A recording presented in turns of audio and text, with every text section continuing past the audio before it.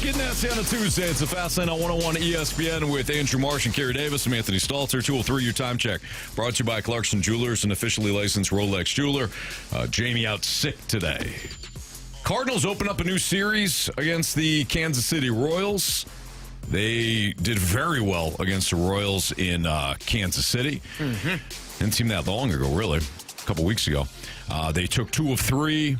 They blasted the Royals 10-3, then came back with a shutout 1-0 before succumbing to a 2-1 loss in the series finale. But this should be a really interesting series. And if you look at the two teams, Carey, the Cardinals are largely built on depth. I don't know if they have a ton of star power necessarily.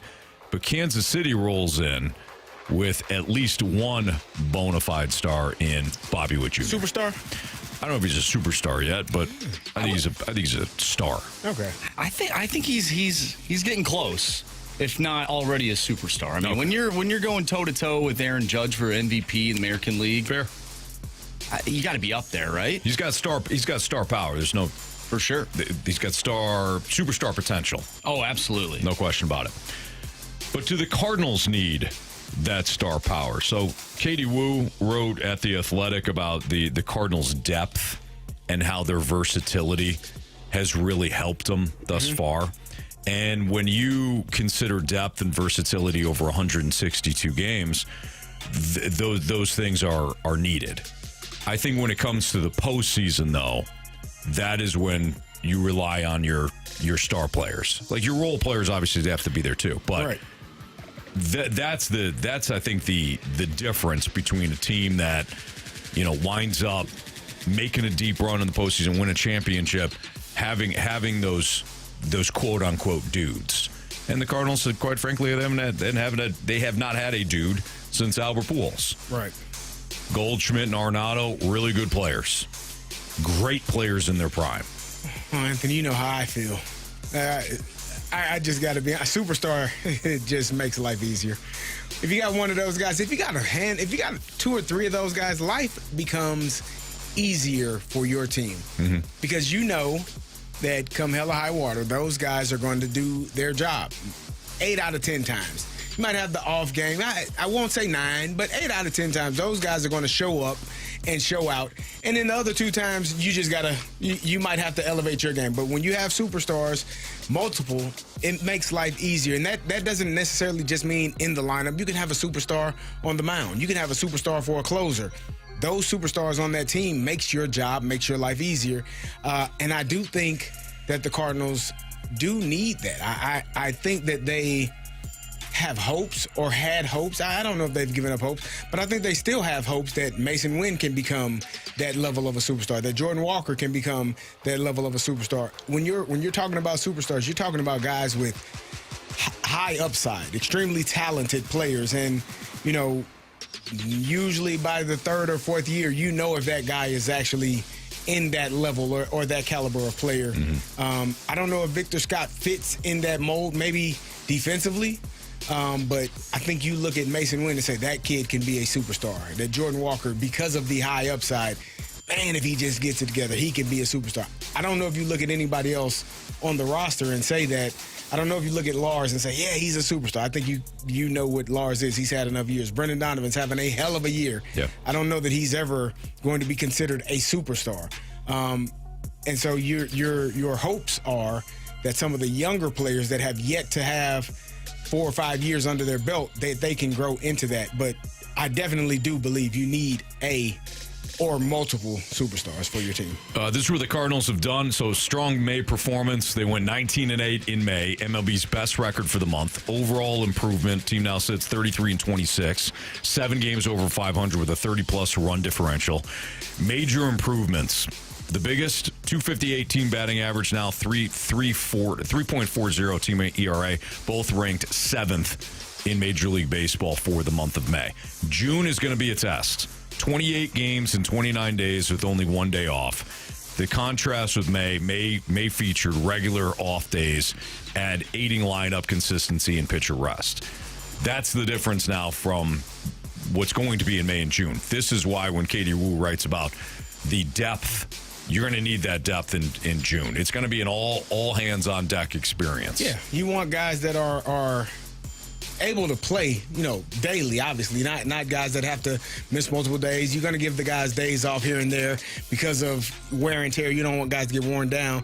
Maybe the Cardinals go to the 6-man rotation, which they did in April, to kind of help solidify some of those days, seeing that they have so many days back to back. But yeah, you gotta. It's a mentality right now where we're all in and we're all going to have to do our job effectively each night, because as you said, you're not going to get many days and one day off the entire month. Hell, Anthony, It's going to be a grind. Who the hell decided that? I have no idea. That's tough. Yeah. Does everybody get a month like that? Not sure. Nah. This is going to tell you what they are, because you do have a lot of guys. You got a mentality where you got guys they're all around the same level, but it's going to be a grind, I believe. Do you think the Cardinals season hangs in the balance in June? If they have a bad month, they head into July, they start prepping for the trade deadline, and maybe they become sellers, and then the season kind of tails the other way, and all of a sudden, instead of the potential of being a playoff team, you're a little bit outside of there, and maybe you end up winning like 80 games. Yeah, I do think there's a little hyperbole to that, but you know what? To your point, Marsh, you're in a fork in the road situation, because if you play well in June, build off of what you did in May, you basically tell the front office and the fan base, we're not going anywhere. April, we needed to find our footing. But in May, we found it. June, we expounded on it, expanded it. So really, if you go into July and you are within a game or so of the Cubs in the National League Central, that could impact the way you view the trade deadline. If you have an April performance in June, now doubts start to creep in again, not only within the fan base, but the front office. Maybe they go back to, hey, game plan was going into the season, we are going to just develop guys, and we're going to trade off assets at the deadline. And right now is an opportunity. Kyle Tucker got hurt, if I'm not mistaken, in his last game or a couple of games ago. I don't know how long he's going to be out. He's one of their better players. If they start stumbling and you have this stretch here, I think Marshy this is a pivotal month. Yeah. Because it can be, when you play that many games in a row and that many nights where you don't have a night off, if it's going really well, it can continue to go really well. But if it's going really bad, you're looking for a day like, Lord, please give us a day off. So this really could be a make or break month because of how many games they'll be playing in a row without opportunities for a rest. If it's going well, it can continue to go well. You want to play every day. When it's going bad, you're like, man, when is the next off day? Sure. So we can get a moment of clarity to reset. I also think, guys, we talked about Nolan Gorman yesterday. His opportunities, again, there's going to be a lot of playing time. He could see more playing time despite the offensive struggles. This is a pivotal month for him, too. Because we don't know what his future holds. Carey, you mentioned the Cubs. Are the Cubs actually as good as we think they are? They are 12-13 against teams above 500. Let me go through their schedule this past month, right? Here's some teams that are decent teams. They played the Giants. They lost 2 of 3. They played the Mets. They lost 2 of 3. They played the Marlins, the White Sox, the Marlins again, the Reds, the Rockies, and the Reds. Those teams aren't good. This month, they start June off with the Nationals, but then they play the Tigers. Then they have the Phillies. They have a Pirate team mixed in right there, but then they play the Brewers, who are playing better baseball. You have Seattle. Then you take on the Cardinals. First matchup of the season. That is in St. Louis. Well, that's deep into the season. And then you play the Astros. So we talk about this month for the Cardinals. They're also playing really tough teams as well. You have the Dodgers, you have the Royals, you take on the Cubs. You have some good teams this month. Man, this is a big month for the Cardinals because the Cubs could start losing more games because they're actually playing good baseball teams. Yeah, I mean, it's interesting. I mean, their numbers would suggest that they are for real, offensively and their entire staff, not just their starting staff, but their pitching staff. the numbers would suggest, this team is for real. Plus, they've got a plus 97 run differential. But to your point, Marsh, if they're beating up on bad opponents, then those numbers are going to look, misleading. Since May 12th, they played the Marlins, White Sox, Marlins, Reds, Rockies, Reds. It's not a great. I would love that schedule. I'd love that schedule. Not a great. Yep. Well, we'll find out, right? We'll find out if the Cubs are for real. The lineup game is next because the lineup is out for tonight's Royals matchup. So we'll play the lineup game next in the Fast Lane on 101 ESPN.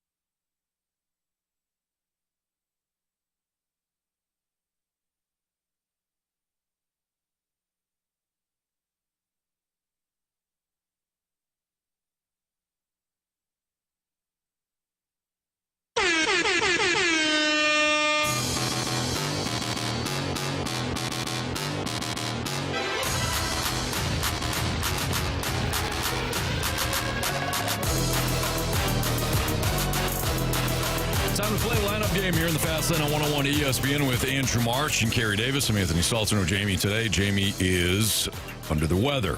Michael Lorenzen, right-hander, will start tonight for Kansas City CD. So we'll be looking at maybe some lefties, sprinkling in some lefties into this lineup. All right. But, of course, we start off with one lefty. Yeah, you want to do it? Sure. Do it. You got it. Show us Lars Nootbaar. International superstar. Watch out, don't run into any walls or anything. What's wrong? If I may, can you cue that back up, Marshy? Anthony, can you do that again? I'm not feeling the effort or the energy. You want like the... I need something more. All right. Show us Lars Nootbaar. Like, yeah, Okay. just... Yeah. No, that's good. If this is the way the show's going to go, it's going to be rough. It's a good 4 call hours, out, brother. It's a good call out. All right. Okay. You good with Lars Nootbaar? Yeah, I'm good with Lars. All right. Marshy, please show us Lars Taylor Tatsui Nootbaar. International Yes. A little better? superstar. Watch out, don't run into any walls or anything. Now, that's how you get the game going. Sorry. Yeah. I helped assist. been a while. I was the assistant coach last night on my daughter Madeline's softball How'd team. that go? Not well. Okay. Girls are trying out there. They're working hard. But there's a lot of instruction going on, a lot of talking. Yeah. So It wears you down a little bit. it wore me down a little bit. But you know what? I needed that. I needed that from you. It wears you down, especially when you have to say the same thing over and over and over again. That's correct. Like I just said that. I know I heard myself say Yeah. it. Did you hear me say it? Sure. Well, why didn't you do it? I don't know. I don't know. I don't know. I don't know, Coach. I thought I did. You didn't do anything that I just said. No, not a damn thing. Did the exact opposite. Yeah. Okay. Now you're right. Yeah. I appreciate you. All right. We're good. That's a true brother I right got there. you, man. Hey. You knew I wasn't giving it. I know you. Marshy, show us Mason win. Second, Like that. bring me that arm. That was a little too business today. Yeah. That was a little too business cash. Yeah. All right. Brandon Donovan. Why not? Marsh, why don't you go ahead and show us one of the best hitters in Major League Baseball, Brandon Donovan. Look at that guy. Vibrant, handsome, hair. Waterboy said Anthony got tossed from a softball game last night. I didn't get tossed, but the umpire has spoken to me every single game. Every game. Can I? Every game, Coach the to umpire coach. is... Coach to coach. Yeah. It ain't worth it. Well, I haven't. I don't ever like give the umpires You talking to or the team? refs. I'm talking to the team. To the girls. So you got yeah. So two I'll guys like or your girls. Yeah. I'll go out of the dugout and say, hey, make sure you touch second. Yeah. Hey, cut off throw, blah, blah, blah. And every time he's got to tell me, he's like, you got to get back in the dugout. Can only be one coach on the field. And Yeah. blah, blah, blah. I'm like, come on. I thought you were like, He's just strict. hey, That's girls, I know the umpire sucks today, I figured that as well. but just keep doing what you're doing. I know his strike zone is an MLS keeper goal size, but we got to keep it together, ladies. I know your foot was on the bag and he didn't see it, but Yeah. he was out. She was out. It's okay. It's all good. Just keep playing. Is this is our guy Willie? Yes, sir. Yeah, show us the former catcher, now first baseman, Wilson Contreras. You don't know how to play first base. It's not that hard. Tell him, Wash. It's incredibly hard. Hey, anything worth doing is. I would say Willie is actually saying it's not that hard. I think he's telling Wash that. Wash, it's not. I heard you. I heard you say it's incredibly hard. It's not. Who are I you can do coaching? this. Yeah. By the way, Anthony, if you do need an umpire to, take over, Sweet voice James. I was going to say there's a guy in this room. Oh, that's right. Carey's got some umpiring experience, Now too. I have thrown parents out. Well, hey, listen, you got to do what you got to do. Be yelling at me Yeah. from the bleachers. Guy's very nice. Go He's yell very at your nice. damn Just self in the strict. car. Wait for your kid to end, for the game to end. Yeah. I get paid either way. We're going to be out here an hour and a half. Clock's ticking, buddy. I don't give a damn if we play or not, sir. Yep. Good for you. Anthony would have been tossed hitting fungos. No fungos on the field. Okay. This has got to be Ivan Herrera, DH extraordinaire. Of course. Show us Ivan Herrera. Oh, Yvonne? That's a French-ass name, Yvonne. Yeah, my little croissant. Little cheese on my croissant. He took a while to get to that. I got a little nervous. I don't know what he was over there doing. Got to keep you guys on your toes. Okay. Yeah, fair enough. Yeah. You want to do it? You want me to do it? Please. Please. Show us. Nolan Arenado. A lot of people think you get in your mid-30s and your career's over, but like I always say, until they stop scouting, I ain't going to stop playing. See, Waterboy. Waterboy, you are correct. The moment he brought up war, your ass got to go, sir. Yeah. Waterboy in the Snake Pit. Shout out to our Snake Pit today, our Airlines team YouTube channel. Waterboy says Anthony will start to bring up war and CD will toss him so fast. Absolutely. Game's out. You're done. Yeah. Your day's done, sir. All right. So this is number 7. It's probably Burley. Probably Burleson with a right-hander on the hill. I would go Burley. All right. Show us Alec Burleson. I thought I told you I'm a star. You're already acting like you're a star, and we haven't even opened yet. Okay. All right. So 8-9. You got to have a catcher. Paez. Yeah, Pedro. Show us Pedro Paez. Sorry, guys. Okay, so Herrera's the catcher then. Then this means... or unless it's Poso. I don't think... I think they want to give... What do you think? I would be okay with Herrera. I mean, I would be okay in the lineup game with you saying Herrera is catching and I like how you caught yourself. You didn't want to say that you liked Herrera behind the dish. In the lineup game, Yeah. for the sake of the game, I would be okay if you said that If we you think that this Herrera is the catcher, so Gorman. and Gorman is batting here. You just said it. You just said he's going to get more opportunities. I did, didn't I? You literally said it the segment before we got started. Then let's go show us Nolan Gorman. Swing Serenade is brought to you by Gorman. Dingers! Hang me a curve and I will hit. Dingers! I like the way you broke that down. Yeah, you said it. Nice job, CD. All right. If I may, Please. show us Victor Scott II. Run, run, run as fast as you can. You can't catch me. I'm the gingerbread man. All right. Not bad. Not bad at all. Got thrown off a little bit with the Herrera. But not our fault, because Herrera, much like Contreras, is not really a catcher. No. So He is a DH. that's what he is. But today, Marsh, He's got run on it. his catching He's gear. catching. Leading off in left field, Lars Taylor Tatsui Newbar batting second, the shortstop. Mason Wynn batting third, second baseman. Brendan Donovan, your cleanup hitter, first baseman. Wilson Contreras batting fifth and catching. Ivan Herrera batting sixth, the third baseman. Nolan Arenado. Batting seventh in right field, Alec Burleson. Batting eighth, the DH, Nolan Gorman. And batting ninth in center field, Victor Scott the second.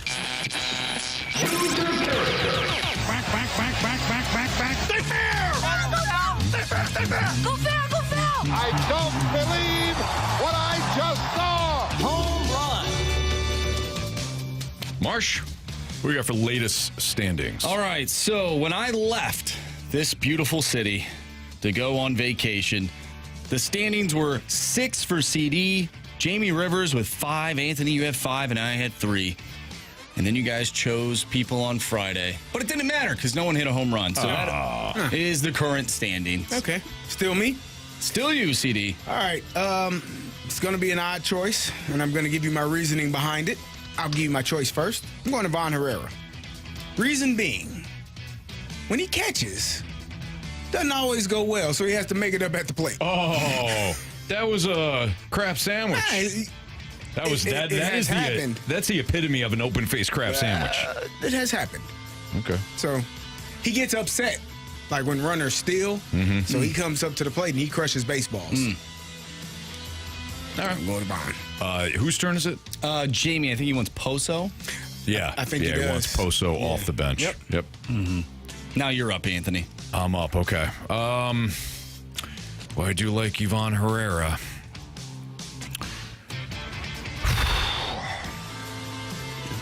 What if we go with? Do I go Newt because he's leading the team? Do I go with somebody? You know what? Give us Newt. Us? Yeah. Is you and who else? Anybody rooting for me? Oh, okay. Yeah. That worries me. But okay.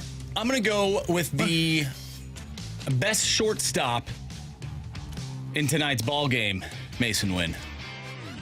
Wow. See what you did there. Oh, man. Definitely thought you were going in a different way. Okay.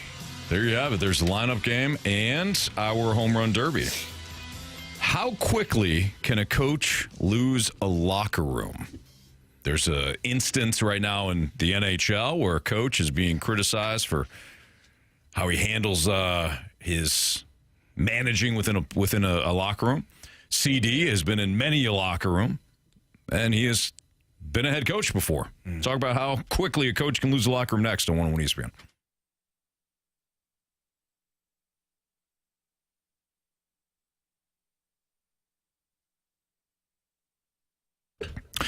If you ever hear a dealer bragging about huge selection, then you are sent on a wild goose chase across 5 different locations, maybe some sort of sketchy side lot, then you're going to want to go see Auto Centers Nissan Herculaneum. They're my friends out there. They do a great job. They've got over 1,000 new and used vehicles all in one place right off I-55 in Herculaneum. No scavenger hunts, no nonsense. And during their Nissan summer sales event, the deals are on fire. 0% APR for 60 months on both 2025 Rogue and 2025 Pathfinders. That's big savings on 2 American-made, tariff-free SUVs built for summer road trips. And check this out. Every new Nissan comes with a lifetime warranty and a 30-day return promise. We're talking about peace of mind that you're not going to find at any other dealership. If you're worried about your credit, don't be. Their finance team has seen it all, and they're ready to help. So don't sweat the car search. Just head to Auto Centers Nissan Herculaneum or start your search now at AutoCentersNissan.com. Auto Centers Nissan, it's all here.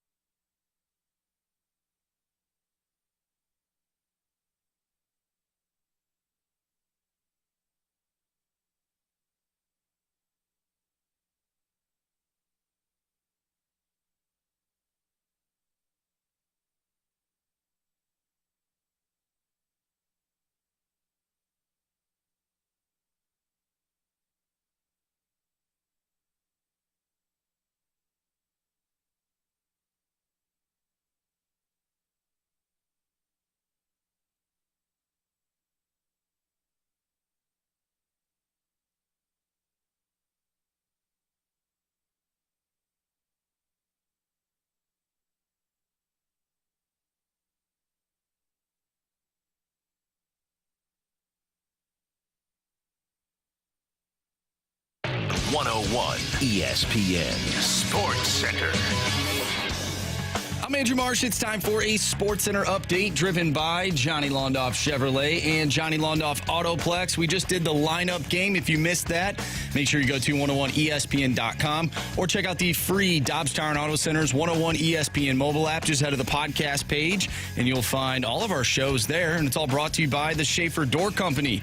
The lineup game was just played. That's because the Cardinals take on the Royals tonight.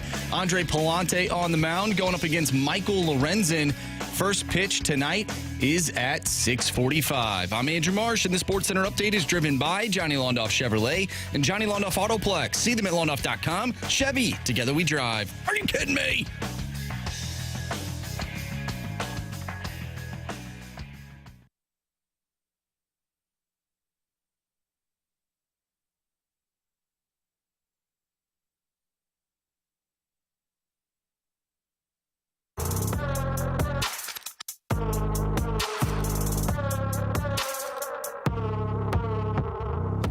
It's a Fast Lane on 101 ESPN with Andrew Marsh and Carey Davis. I'm Anthony Stalter. Noise out of the Dallas area is that head coach Pete DeBoer, per multiple sources to David Pagnotta, says the players are not pleased with how Pete DeBoer handled several situations during the Western Conference Finals, along with some different post-game media remarks. Jake Ottinger, we all heard the remarks that he had for Jake Ottinger, told the players, David Pagnotta was told that players voiced concerns during their internal exit interviews, and DeBoer only has 1 year left. Carey, you've been in different locker rooms before, not only at the pro level, but at the college level, too, at Illinois. You've worked with different head coaches. You've talked about different situations where your Steelers locker room always felt like it was a family, and the standard was the standard, and everybody kind of not only fell in line, but there's true leadership. And then you've been in other spots where there was no leadership. You felt like there was a bunch of cliques, and everybody kind of just we're in survivor mode. Right. How quickly can a coach lose the locker room, in your opinion? Can it happen immediately? Well, I don't know if it happens immediately, but I think it happens over time, and I think it happens like just systematically. At times where you're like, man, we are not able to get over this hump, or I didn't like this decision, and those decisions continue to be made. You make the Western Conference Finals 3 years in a row and you lose, you haven't made a Stanley Cup. That will frustrate some players. That will frustrate, the guys. But I'm thinking back to that final game against Edmonton. And I know Jamie said he agreed with it. I think Marshy agreed with it. But you taking out your goalie after 2 goals allowed. I don't care if it was only 2 shots. You lost the game 6-3, which means you scored a couple of more. You scored 3 goals, which means if your guy stops the rest of them, you win that game 3-2. So for me, I don't know if that leans into, man, what are we doing? What are the decisions? I'm not a fan of, making, snap, quick judgment decisions and pulling a guy out, because this is the game that is, if we lose, obviously we're done for the year. So right. I wonder if that leads into why the frustration is starting to boil over, maybe different decisions. And sometimes when a coach is quick to react as opposed to just letting it process out and letting it play out, it can frustrate players if they're not having the success that comes with it. If they win that game, I don't think you hear this comment, even if they go on and lose game 6. I don't think you hear these complaints, but taking your guy that got you there, you just pull him out, and now you end up losing that game, and now you're sitting at home with your family, ready to go on vacation. I think things like that can help you lose the locker room quicker. So I actually wasn't here when this happened. I didn't like the move at all. Maybe it was Bradford. It was Bradford. Yeah. But Jamie said that he did like it. Yeah. He was fine with it. He would have removed Jake Ottinger as well. Imagine though. So this reminds me of when the Blues played the Jets in Game 7, and this is coming off of Connor Hellebuck being just awful. Right? He was pulled every single time he played here in St. Louis. The Blues, they go up 2-0. Fairly quickly, I'd say. Could you imagine if they pulled Connor Hellebuck and put their backup in after that? Right. I think the Blues win. Yeah. Connor Hellebuck actually came back despite everything he did earlier on in that series. He stayed in the game and actually made some pretty big saves as the game went on. and they end up winning, they go to the next round. Jake Ottinger, he's not Connor Hellebuck. He's not going to win the Vezina, but he will be on Team USA for the Olympics. He could start. Like, he's a hell of a goaltender. I think, and that's your guy. You got to stay with him in that moment. You go down with your best guy. That's just my opinion. Yeah, no, I get it. I could see the argument for both sides, but I think when you talk about a coach losing a locker room, that's a decision he made, and I think, and maybe I'm wrong on this, and Carey, you can certainly correct me. You make a decision like that. He's got the backing of Ottinger not playing well against that specific opponent in previous years and all that, right? That's a decision he made. I think when you lose a locker room, it is when it's an Urban Meyer type deal in Jacksonville. Kicking guys. Not only that, but you don't fly back after a team loss, and of course the controversy that followed that, the compromising video. Yeah. But there's also reports of him belittling coaches and players, including calling assistant coaches losers. Former players and media outlets cited a complete lack of trust and communication between Urban Meyer and him just 13 games in. Like, that's the epitome of how you lose a locker room. But I think there are more examples too. David Blatt with the Cleveland Cavaliers. Yeah. There's reports that players frequently ignored his plays, ignored they basically like Tyronn Lue instead. They would go to him. If you don't have the respect of your players, either because you're belittling them or you don't know, or you can't convince them that you know what the hell you're doing, you're done. Yeah, I think those instances become bigger than like, hey, I'm making a decision to pull a goalie. Yeah, I don't know. I mean, I would have to be in that locker room to understand what exactly led to the players feeling that this is chaotic or this is not something we're not happy with how these things go. But for me, seeing that your goalie is getting pulled in that game, in that situation, I'm sure that led to kind of the frustration boiling over, like, what the hell are we doing?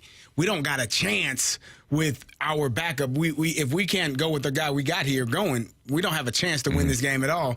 And so for me, that could be the one thing that I think boils over. And then we were talking about in the break, talking about Tom Thibodeau being fired from the Knicks. Like, it's kind of the similar situation. Yeah. You're riding the same guys. You're not trusting. In that instance, you're not same instance. You're not trusting other people.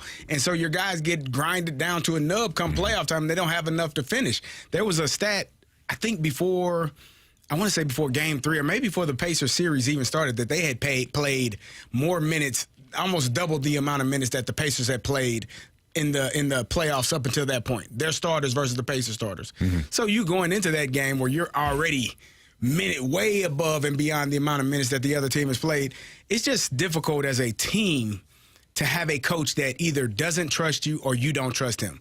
And if that's the case, you're not going to have the long success that you would like, because both parties, it's a mutual agreement. It's a relationship. It is a marriage. We trust you that you are going to get us prepared to do our job, and you trust us that after you get us prepared, we are going to do said job. I remember telling I about cussed one of my coaches out because I'm on the field and he's yelling at me, telling me what to do. And I cussed him out. Hey, man, you prepared me all week. Either you didn't do your job good enough or I ain't good enough, but don't damn yell at me while the damn linebacker is about to take my damn head off and sack our quarterback. It's your job to prepare me, and it's my job to do the damn job once I'm here. So you have to allow, it just has to be that relationship. And he was pissed off I cussed him out. But he did understand what I was saying. Yeah. So it has to be that mutual relationship between player and coach where we're both on the same page. We're trusting one another. I trust you to do your job. You trust me to do my job. In this situation with the Dallas Stars, it doesn't sound like the players are trusting the coach to do his job properly. And that would mean, if you take out your starting goalie, in a win or go home game, that would lead me to believe that that's part of it. Yeah. It makes me really happy to have the coaches that we have here in St. Louis, like Jim Montgomery, players coach. Some people don't like Oli Marmol, but everything that I've heard, he's a players coach. Right. Anthony Beck, we talk to him every week. Players coach. City SC, they're going through their thing right now. Maybe the new guy that they brought in, players coach. Like, I feel like we're pretty set here in St. Louis in terms of that. I think Anthony Becht has done a great job of showing the players that he cares about them. Mm-hmm. And that should come with the territory, but look at the way we've seen fallouts happen before. Whether the previous examples that I had, Josh McDaniels, another one. In the Broncos, that fallout, the Raiders that happened to. When you don't show that CD, you said it perfectly. It's kind of an arranged marriage. Yeah. You trust me, I trust you, and we're going to get the job done. If we can't get the job done, either you or I or both of us are going to be out of here. No question. But those coaches that instill we're all in this together, and everybody has their jobs and their roles too, and everybody's important. I think that carries a lot of weight. Yeah. You brought up Tom Thibodeau. I'm going to go with the same three guys consistently. Well, there's two other guys are going to start, and then you've got an entire bench. It feels like, the hell with it, man. I'm not a part of this team, really. I'm wearing the uniform, but I'm not part of the team. That will really fracture, I think, a good locker room eventually. Mm-hmm. We have some people texting into the Air Comfort Service text line that it was more so the comments after the game rather than the decision itself. I completely agree with that. Sorry, Marsh, I cut you off. No, you're good. I completely agree with that. It's the way he said it after the I mean, he was so blunt of like, this guy, and I'm paraphrasing, this guy stinks. He sucks. He sucks again. He can't get the job done. We actually wanted to pull him a couple games ago. Right. Like he stinks against the Oilers. You should have started him. Right. If you felt that way, if you felt that way, and you were so convicted in that thought process that player wasn't good enough to get the job done, then why the hell did you start him? Right. Because if that's the way you're going to go, you're going to ride with that decision. You don't pull him in that moment, in my opinion. If you're going to go with it, go with it. I'm going with our backup. I don't trust him. I don't trust Ottinger in this moment to take care of this business. We're going to go in a different route. Right. It reminds me of a Miracle with Herb Brooks when he's talking to Jim Craig in the hallway, and he's like, "Jim, I think I'm going to sit you down." He's like, what are you talking about? He's like, "Nah, it's my fault. I played you too much." It's a brilliant line. All right, it's Fastlane on 101 ESPN. There's some interesting comments by Mo on Oli. And we had BK and Ferrario brought this topic up yesterday, and we wanted to kind of piggyback off of what they were talking about because it's an interesting conversation. So we'll let you hear what Mo had to say on Oli and then dive into the topic next on 101 ESPN.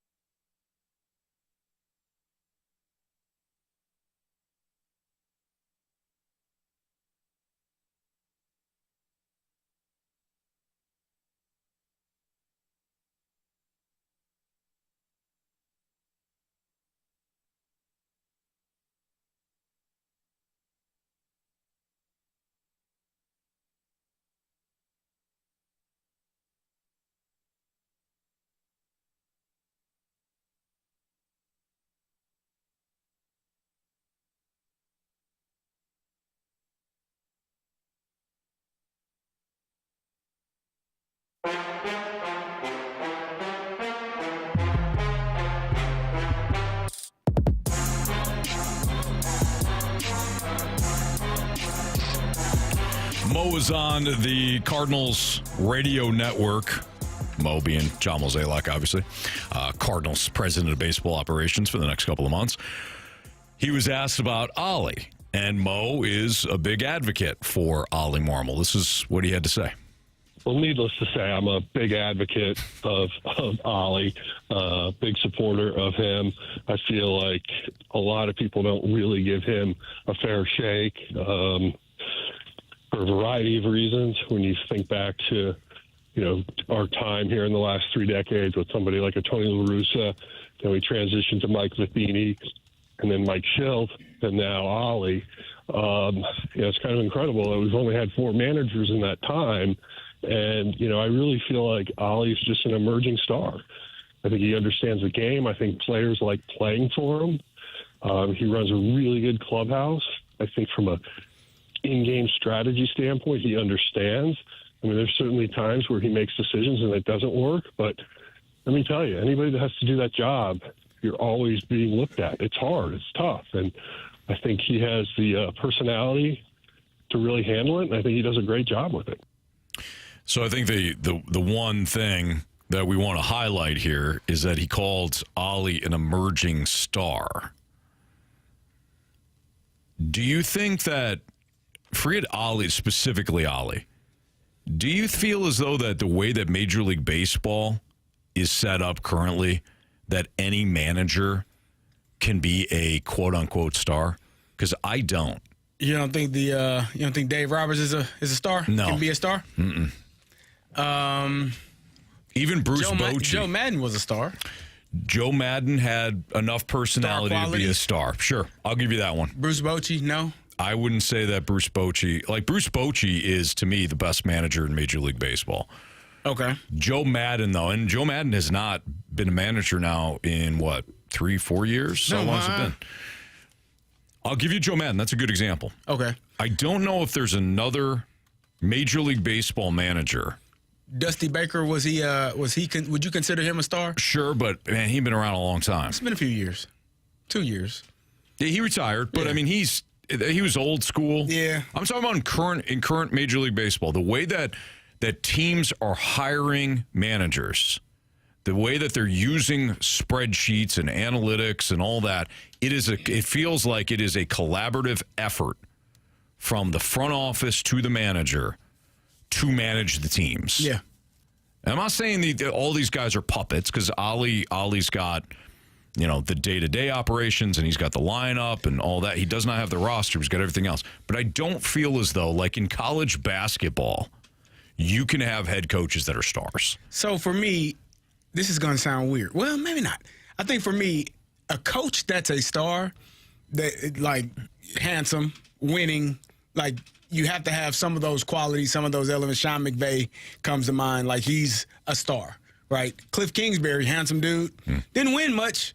Had he won, probably would have been one of those guys like, hey, that guy's a star, right? You think of, and that's odd that you think of coaches in that way, because it's not the X's and O's. It's not like. What about Andy Reid? Commercials. Yeah, he's a lot of star. Success. He's a star. Handsome in his own right. He is. You like that type of thing? But yeah, I don't know if Oli has. I don't know if he can be. I mean, if I think it's interesting that we're having a conversation today about him being a star as a manager when. 6 months ago, 12 months ago, people were like, why the hell is he here? Mm-hmm. What is he doing? He's terrible. And it's just all comes back to when your players play well, you look like a genius. It doesn't matter. Like that's the point I have tried to make to people the entire time with this Oli Marmol argument. If your players don't play well, it doesn't matter who you have managing them. You're going to look terrible. You're going to look like you have no clue. You're going to look like you're lost and out of your league managing, coaching a team, and you have no business doing it. But you can have all of you just talked about it.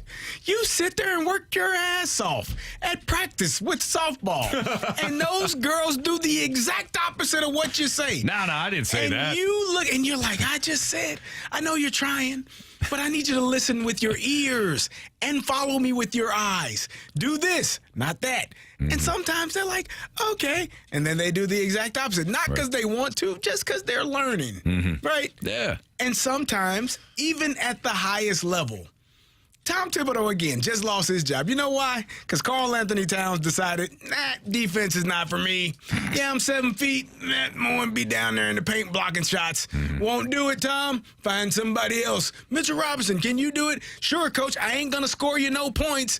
That's what I'm saying. Players get coaches fired. Sure. Oli Marmol has been, in my opinion, a good coach, given the opportunity now to finally see that because his players are actually playing well. So Jason, with a fair comment in the snake pit, Jason Gordon says, I think we have to take what he said, he being Mo, in the context in which he most likely meant it. I believe he means Oli will be seen as the best of the best, overthinking this one. Yeah, yes, we probably are, but I'm also taking it down a different path of, in Major League Baseball, I think that there's so much collaboration between the front office and the manager, that I don't think it really necessarily allows them to be, let's just say, a face of the league, one of the faces of the league. I think a lot of the guys in the background. I think if you win multiple. Yeah. But even Dave Roberts, though, like I said, I don't think Dave Roberts. He's only won one in your eyes. That's because he's only won one. He's won two. The COVID year doesn't count. You know it. I think a manager who could take a ball club like what the Cardinals have right now and win with them without the superstars, that's how you get to that point. But that's not the way this league is going. The trajectory of it, it's just not. I agree. I also think the Splashback Deuce brings up a great point. This is something similar that I've talked about with managers specifically. He says people notice fast lineups more. A manager could make a genius move that works out perfectly, but people wouldn't even remember it on Monday. He's absolutely right. And I've got a theory on this. I'm probably way off.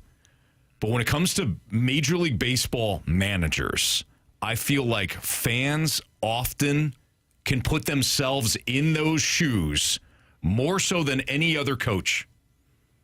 We as fans, like, we usually don't put ourselves in like a head coach's shoes in hockey. Yeah. Because that's a tough job. Hockey isn't always the easiest to pick up. We don't put ourselves often in the coach's shoes there. Football, X's and O's. I mean, we question whether or not a play will work, the OC. Oftentimes, though, we'll fade in. Homer Dan Simpson Campbell going for it on fourth down. Yeah, fade into the simple. But with baseball, we play the lineup game. Everybody writes out the lineup. Everybody talks about bullpen decisions. More so than any other sport, we criticize Major League Baseball managers, in my opinion, because we see ourselves in that spot. I could do that. I think football, and you just mentioned it with like calling plays and the X's and O's and personnel groups and all that stuff. I think where fans put themselves into the head coach's shoes is late in game, those decisions, clock management. What are you doing? Why are you going? Why are you not kicking the field goal? Right. Or why are you kicking the field goal? It's first or fourth and one. Like, you got to go for it. Like, just stuff like that. That's where fans insert themselves. Yes. But I agree with you. It's baseball. It has to be. Lineups. Everybody likes to do the lineup. Everybody likes to talk about bullpen decisions. You know why that is? Because would you say it is the easiest to manage? Because, like you've said before, they don't really do much. Here's what I've said. To a degree, of course. Yeah, just to clarify, here's what I've said. The majority of managers' work is done behind the scenes, building relationships and keeping everybody together. It's a melting pot in locker rooms, or in clubhouses, where you've got guys from all walks of life. You're trying to get them all on the same page and lead them to 162 games. That work behind the scenes is much more important, in my opinion, than who you have in the two spot. But we judge them based on the lineup and the bullpen. What about the decisions that are made before the game starts?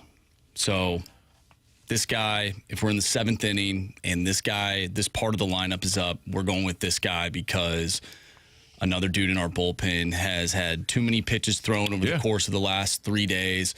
this is our guy in this spot. Like, that's already predetermined. Absolutely. This guy's arm's hanging on by a thread. And we don't get that information, though, exactly. as a fan sitting and watching a game. Nor should we, because it's a competitive disadvantage. Well, if you watch the team enough, you know who's That's pitching. fair. Like, I went to the game on Saturday 2 weeks ago, or last weekend, and Ryan Helsley threw 30 pitches in the ninth inning. No way in hell he's pitching tomorrow. Like, Right. you know, if you're watching the games, okay, that guy. So some of the decisions, you just may be oblivious to what's going on. You're not watching the games intently every single day to know that this is why this player, the guy just threw 30 pitches yesterday, he's not pitching today. So it just depends on how detailed you are in paying attention to what's going on with the team that you claim to enjoy and watch. And maybe some fans are that in tuned, but the closer's different. If you talk about like even a setup guy or why is he bringing that guy in here? Well, because the guy before was throwing up, painkillers 2 hours earlier. It's not available. Right. I'm being extreme, but you don't know. You're probably not wrong. You think you do, but you don't know. Yeah. All right, it's Fast Lane on 101 ESPN. Oli, by the way, I think he's doing an excellent job this season. He is. Good work. A long way to go, but I think he's doing an excellent job. Are we finally getting some transparency from this Cardinals front office? We'll get into that next on 101 ESPN.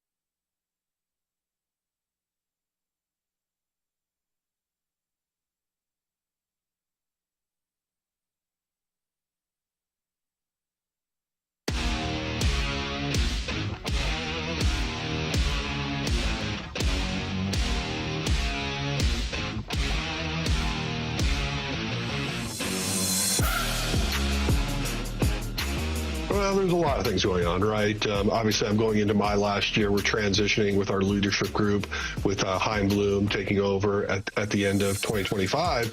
And the other thing we were trying to really do is get a sense of, like, what players do we want to invest in long term? Who do we want to be a part of the Cardinals in 2026 and beyond? And I think the only way we could really figure this out is allowing these guys to play. And so we didn't want to get into decision making on who should do what, other than give these guys a runway, see what they're capable of doing, and let them decide what their future looks like. That was Cardinals President of Baseball Operations John Mozeliak on the MLB Network on what was the philosophy this offseason, and he broke it down there for you. 3:06, your time check, brought to you by Clarkson Jewelers, an officially licensed Rolex jeweler, with Carey Davis, Anthony Stalter, our guy Andrew Marsh here as well. And Marsh, I think you picked up on the transparency, a little more transparency perhaps from Mo and the entire Cardinals organization to start this season. Yeah, I just feel like once the season started, because we had a lot of questions in the offseason, like, what is the direction of this team? They say it's this, but then they don't do that. They're trying to trade Arenado, but then he, stays with the club and all these different things. But now, whenever I hear Mo talk or anybody from the organization, it feels a little bit different than maybe it was the last two seasons or even prior to that. Mm-hmm. And I also feel like maybe they're not talking enough, which is a good thing. Like, they're kind of in the shadows. They're just letting the season play out and let the work on the field do the talking. And so I feel like there is a little bit more transparency since the season started. And things will ramp up once the trade deadline draws near. But overall, like, everything that we've been talking about the past couple of weeks, mm-hmm. as it pertains to the trade deadline, like, they're saying some of the same things. So this is my take on this, and I won't be. I think it's as simple as they're winning, but I'll expand on it. They are winning. I think winning leads to transparency. Why? Because you're having success, so you want to talk about that success. Yeah. If you're not, you're losing, you're frustrated, you don't want to have to explain yourself.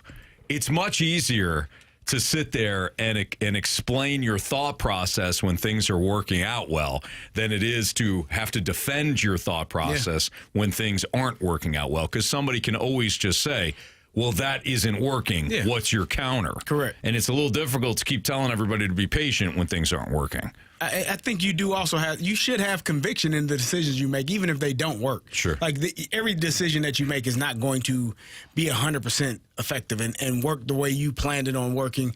But I do agree. I think they have figured out that, some of the decisions they made this offseason, even though it looked like, this is going to be terrible, mm-hmm. they made the decision to go with youth, quote unquote, because it's kind of young, but kind of not.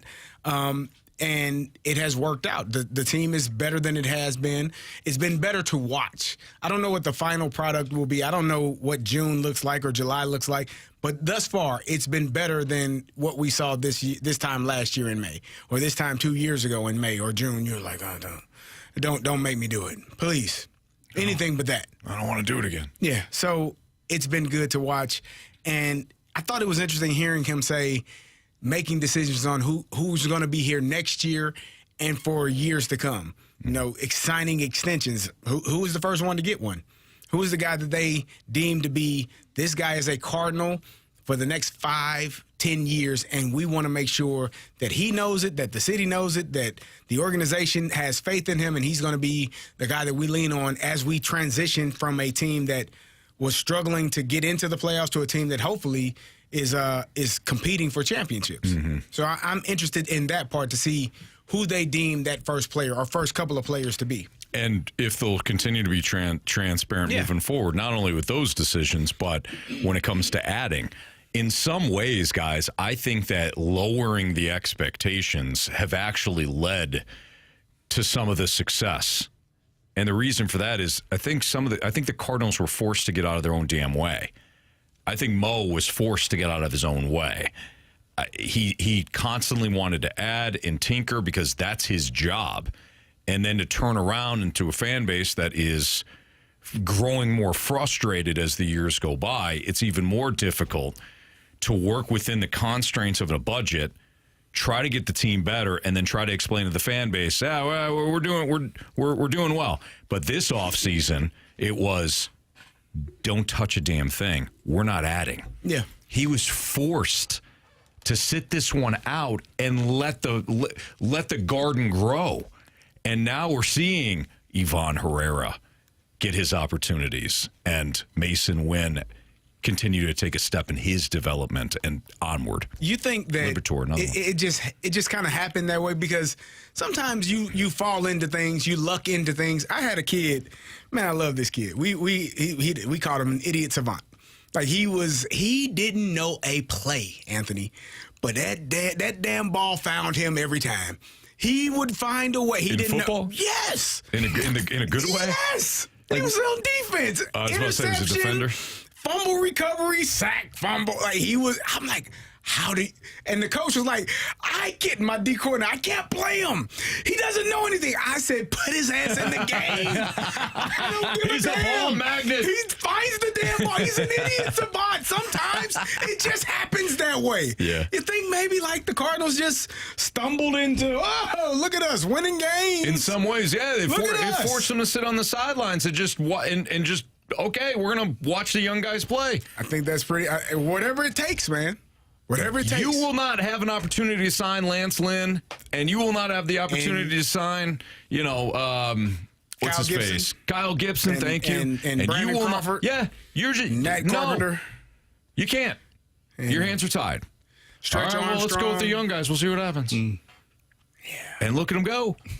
We get a text from Thanks Dad. They admitted things went bad. They said they'd smarten up. They had a definitive plan. They followed it, and it has panned out. It has. Yes. Or they stumbled into it. Or either way. But, all right, so maybe it's a little bit of both, right?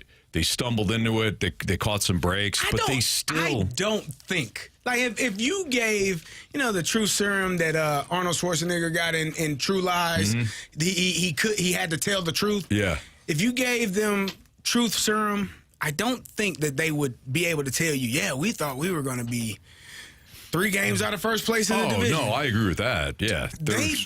I think they thought they were going to stink. And just absolutely. And get it over with. Well, and get guys playing time and they thought they were going to have to wear it this year. Yes. Do we have that thought process because of everything that has happened leading up to this, so we don't give them the benefit of the doubt of maybe they actually did something without stumbling into it? I think it's both. I think they stumbled into the success, but you still have to give them credit. Right. They signed Herrera in the international market. They drafted, they made the move for Liberatore. They go on and on. They signed Wilson Contreras. They made the decision to move him to first base. Like, you have to give them some credit for the roster they have built. It's not like they woke up and said, oh, geez, thank you for the roster, unknown person. They built it. But I think where they stumbled into it is the success that they're having now because they, again, had to get out of their own damn way. Yeah. They were forced to get out of their way. You can't sign anybody. And it has worked out for them. It has definitely worked out for Imagine if you did that a year ago. Okay, Carey, you stop it. I'm sorry. Okay, can't go back. Maybe these players aren't the same players as they were a year ago. Now you know what? That's good. Marshy. Wisdom. Yeah. Wisdom in this kid. Much wisdom. Carey, you had mentioned Sean McVay earlier. There was an interesting article by The Athletic where he experienced some coaching burnout and was unfulfilled even after winning the Super Bowl. And a former coach stepped in to provide some motivation to say, hey, listen, you're going to have to change some things even after winning. And with you being a former coach, you're not a former coach, you're just a coach. You're still a coach. Always a coach. That's right. I wanted to ask you about, from a professional standpoint, can you do the best coaches, do they constantly adapt personally, not just the team philosophy, but personally? We'll dive into it next on 101 ESPN. Oh, Sean McVay is the best playbook. Oh.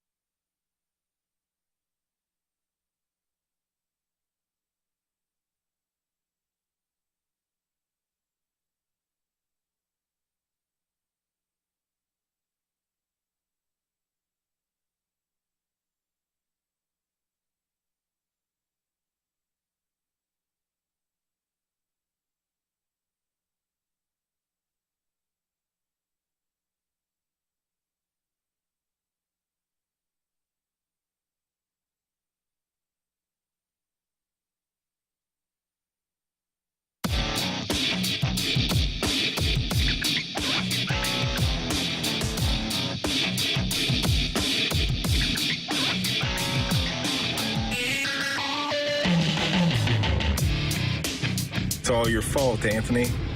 Always over there hyping up the Rams. Word is around the street, you had a Ram jersey on yesterday. Is that right? Huh? Yeah, always hyping up Sean McVay. Oh, Sean McVay is the best playbook. Oh. And just like Janet says, you don't even watch the games, man. I never heard the whole cut. No, yeah. Never. It's really funny. That's hilarious. Was that even the whole thing? I felt it was longer. No, that was it. That was the full. What was his name? We called him Joe Blow. Joe Blow. Sean McVay. That's from 2022. Joe's got some good stuff there. Oh, that's funny. So yeah, Sean McVay. Anytime I mention him, I know Marsh can fire up that cut. I probably should have just saved this topic for Bradford.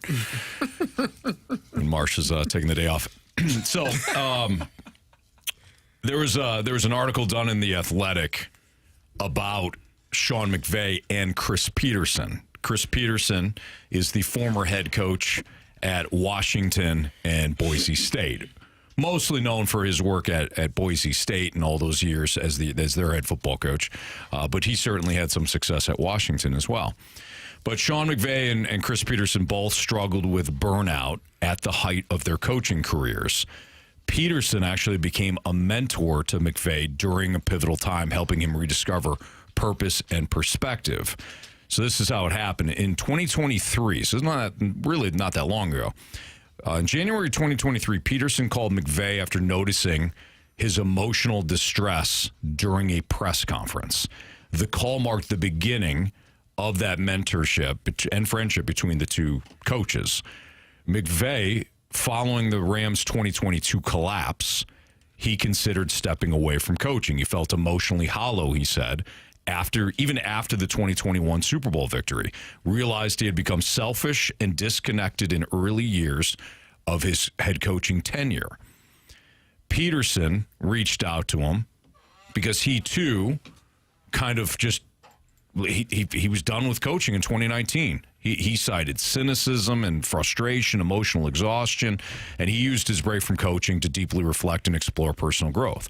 Well, fast forward to McVay staying in the NFL, because remember, there's a lot of talk about him going to TV. Mm-hmm. You know, why would he leave? He's so young. He was burned out. So McVay started to become more emotionally available and present during tough times with his players. He embraced collaboration, feedback, deeper staff and player relationships. The birth of his son also was kind of the catalyst of reassessing priorities. And he rebuilt the Rams under under new messaging. Is this what great head coaches do, in your opinion? Do you have to, even after having success, do you have to change maybe even who you are to develop a different message the more years you're in the league? I think you do have to adapt. I mean, coaching, it's like you just like you adapt in a game, and you may go in with a certain philosophy and you realize, second quarter, okay, that didn't work. We need to figure out how we're going to beat this team in this aspect, or we need to attack them in this way. I think in all facets of life, you do the same thing. Like as you get older or further along in your journey, you realize, okay, that doesn't work for me. Let me try to do this. And there are so much. It troubles me when people say, "Oh, you're making X amount of dollars. You shouldn't have any stresses at work." Yeah, that makes it almost more pressure. Mm-hmm. The more money you work, the more money you make, the more pressure you tend to be under to perform. More money, more problems. That's what Biggie said, and he ain't been wrong yet. No, not Andrew Brandt. Yeah. No, that's the notorious B.I.G. I'll look it up. That said that. Okay. So yeah, the more money you're making, the more stress you become under, and it is. People tend to think, oh, your money will resolve all of the worries and stress, but there's an expectation, there's a standard that you have to attain and maintain, and if you're not doing that, it can wear on you. My last year of coaching was probably my worst year, personally, and I'm coaching high school kids, right? Obviously, I'm not making nearly the amount of money, but just the level of stress with dealing with so many different damn personalities.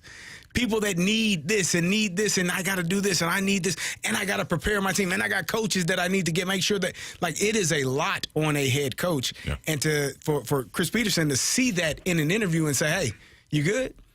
That's somebody that has been through that moment, been in those shoes, maybe not to that level of coaching an NFL team and being on a Super Bowl stage, but understanding that we're all the same in some capacity, and I need to reach out to this man to make sure that if you are suffering from burnout, frustration, you're tired, you're overworked, here's what I did to help me get through those moments, and this is what I would suggest. You can take it, you don't have to, but obviously it helped Sean McVay get through that part of his life where he was considering, I don't want to coach anymore because it's just too much on me every single day. And it's not the football. It's generally not just it's not Sundays or Mondays or Thursday nights. It's leading up to Monday. It's July. It's June, preparing for, getting ready for the season. It's not being able to see your kids because you get home at 11 p.m. and you're out of the door by 6 a.m. Like, you don't get to see your children for days or your significant other. And when you see them, they're asleep. Yeah. Like, it's a lot of things and it's a lot of stress. And so I can understand how needing to have someone kind of jumpstart you and get you back into the mode or in the feel of things, it definitely helped them, man. And we as football fans are greater for it. If you have not played in the Gauntlet before, feel free to text and you want to play, but you haven't played before, 314-399-9646 is the Air Comfort Service text line. Feel free to send in a Gauntlet request. But again, if you haven't played before, we'll try to get some fresh blood in here. You had mentioned something, CD, about family and home life that Chris Peterson also stressed to McVay, saying prioritize both home and work. And he challenged McVay to be more present both at home and at the office. Yeah. That's got to be tough. I don't think anybody prepares you. I don't care what career you have. If you're determined and you have grit and you have goals, you're working on that. And all you see is that. Yep. But you're not really prepared after you have success, how to reinvent yourself. Correct. How to continue that success when people, like you just outlined, are asking you for more or asking you for things. Yeah. Hey, can you do this? Can you do that? That is where I think that the struggle comes in. Like you mentioned, if it's just football, if it's just whatever job you have, if it's just that, great. But it's everything that becomes attached to it. And the drive to be great, no matter what profession you're in. If you are dedicated to trying to grow your business, to become, a CEO, whatever field you're in, you're probably missing out time with your family. You're missing out the parties, the birthday parties. You're missing the piano lessons or the plays that your children are in or sporting events that they're in because you're so focused and locked in on, well, I got to provide. I don't get a chance to do all of the other things. And then you get down the road and you're like, I don't even know these people. Right. You get home and you're like, hey, that's why majority of athletes, when they retire, because they have so much more time, not majority, but a lot of former athletes, they get divorced. They're like, what the hell are you doing here? This is how we do things, and this is how we've been doing it for the last 12 years while you were off working, sir. Yeah. Why are you trying to mess my stuff up? Well, why are you doing it like that? Because that's how the hell it works. Yeah. Figure it out or get the hell out. That's how it goes. So it's trying to find that balance, that work-life balance that some people are unable to attain. And for him, fortunately, he had someone that saw it and said, hey, let me help you before you get too far down in the weeds. Let me tell you where to make a pit stop, turn left. Let's go this direction. Let me help out. Yep. Yeah, good on Chris Peterson. Indeed. Yeah. All right, it's Fast Lane on 101 ESPN Sports Six-Pack. Part 1 is next. 314-399-9646 is the Air Comfort Service text line. Send your questions in. We'll do Part 1 next.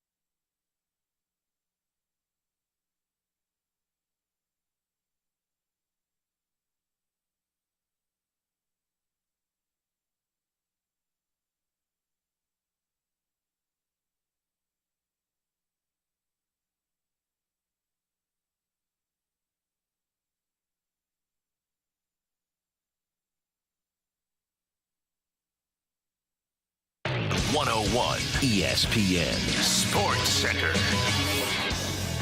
I'm Andrew Marsh. It's time for a Sports Center update brought to you by Saliga Heating and Cooling. The Cardinals invite Bobby Witt Jr. and the Kansas City Royals to town. First pitch tonight is at 6:45 with Andre Palante on the mound going up against Michael Lorenzen. Jack Caglione, the Royals prospect, will make his debut tonight, and he will bat in the order. Let's see here. He is batting 6th tonight for the Royals.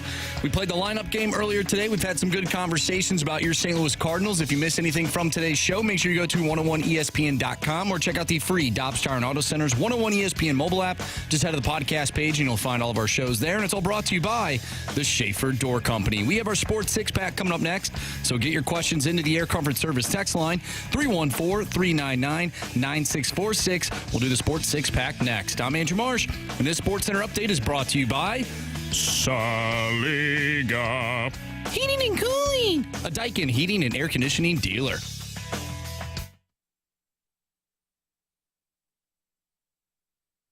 I have a question. It's time for the Fast Lane to answer your sports questions. I want to ask you a bunch of questions, and I want to have them answered immediately. Asking me all these weird questions. Answer the question. Answer the question. Answer me! The Sports Six-Pack is refreshed by the Finnish Long Drink, Finland's best-kept secret. A sparkling citrus beverage made with real liquor. Visit thelongdrink.com. Must be 21 years of age or older. Drink responsibly. All right, the Sports Six-Pack, Part 1 is right now. 314-399-9646 is the Air Comfort Service text line. So if you got a question, send it there. And Carey and I will attempt to at least answer it. Marsh, question 1, please. Question number 1. From the 636, if the Oilers lose, does Connor McDavid become the most notorious active athlete that can't win the big one? Oh, that's a great question. Is he more notorious than Josh Allen, who hasn't even been to a Super Bowl yet?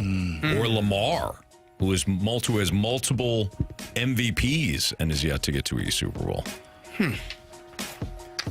What other? It's got to be. Are we? Is it because? Are you only saying that because he's been to the Stanley Cup final twice now? He will have been. Well, that's what the question is asking. Is he the most notorious? Does he become the most notorious current athlete? What about a guy that's in LA that never wins?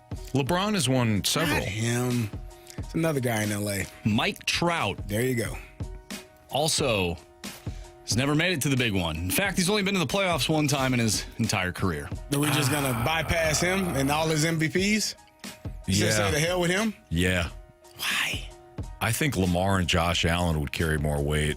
Really? Yeah. Why? Because people don't like baseball, Anthony? No, because you don't like baseball, Anthony? No, everybody knows the Angels are terrible. Yeah, that's my point. Like, he's on a terrible team, been on a terrible team, and can't win. And will go down as... I mean, when they do the next 25 years, he'll be on that team. Do you have to make it to the championship to be a part of this conversation? Good question. I say no. Well, if you say no, then why wouldn't you have Mike Trout? Because I think Lamar or Josh Allen. Lamar and Josh Allen. Okay. Like, you at least have to be in the conversation listening of for me is getting to optional. the championship. Comprehension, a little even lower than listening on my scale of things. That's funny. I think it's a really good question. And we're getting some other, John Score says Judge. Aaron Judge, that's a good one. It only went one time. But can it be? Doesn't have to be. Can it be a baseball player? Why not? You think it has to be football? Yeah, I don't know if it has to be football, but I mean, quarterbacks get so much attention, praise, and criticism that it's kind of hard to overlook a QB in that regard. Trying to think of any other. Everybody else is pretty young, and it's usually a quarterback that you're looking at. That's what I'm saying. Yeah, I'm looking at these teams. I don't see any other teams that just jump out as like, man, he's the best of the worst. Or I like Lamar. I like Josh. I would still probably go Mike Trout. He's got more MVPs than both of them. Yeah. What about you? Yeah, 3 or 4. Marsh? I say either Lamar or Josh Allen. The 618 says Bryce Harper. Another one. Boy, we're going to baseball. He left and his team won the World Series. They did. Yeah. They got better. Imagine that. I love Bryce Harper. No, I'm gonna stick to my guns here. I'm gonna stick with football. He's not budging. Nope. Chris Paul is another name that comes from the 314. James Harden. Those guys could. That's true. What about that? Yeah, there's got to be some basketball. Russell James Westbrook. Harden. Waterboy said Kirk Cousins. Yeah. What's the big one? A Monday Night Football game? He got one of those. Beat the Super Bowl champs on Monday Night Football in their house. He did. And you loved him for a good 6 days. I certainly did, Marsh. It was more longer than that. It was about 3 weeks. It was about 3 weeks. Because he beat Tampa. A week or 2 weeks apart. Yeah. They beat Tampa, had a game, beat Tampa again, and you were. I was all in. Oh, man. I couldn't. I was all in. I was flying high on some Kirky magic. I don't think it's Mike Trout. Mike Trout, he hasn't even been there. No. Like he's never he's in close. He's in a different conversation of maybe like the most wasted talent for an organization. Yeah. I think that's harsh. Harsh but fair. It's got to be either Lamar or Josh Allen. Thank you. Honestly, it's both. They've both been in the same situation. Thank you. So. I agree. Well, of course you agree. You're the one that brought it up. Very true. Question number 2. From the Water Boy. What is the most passive-aggressive thing you've done in a game towards an official? When I was a kid, I had a couple of bad strike calls against me and went ahead and cleaned the plate for the ump.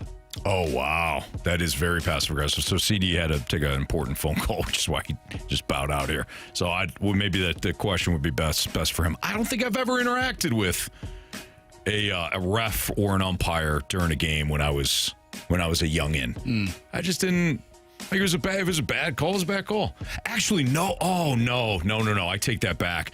So I played in a men's league baseball, men's baseball league team. And it was after college. It was right after college.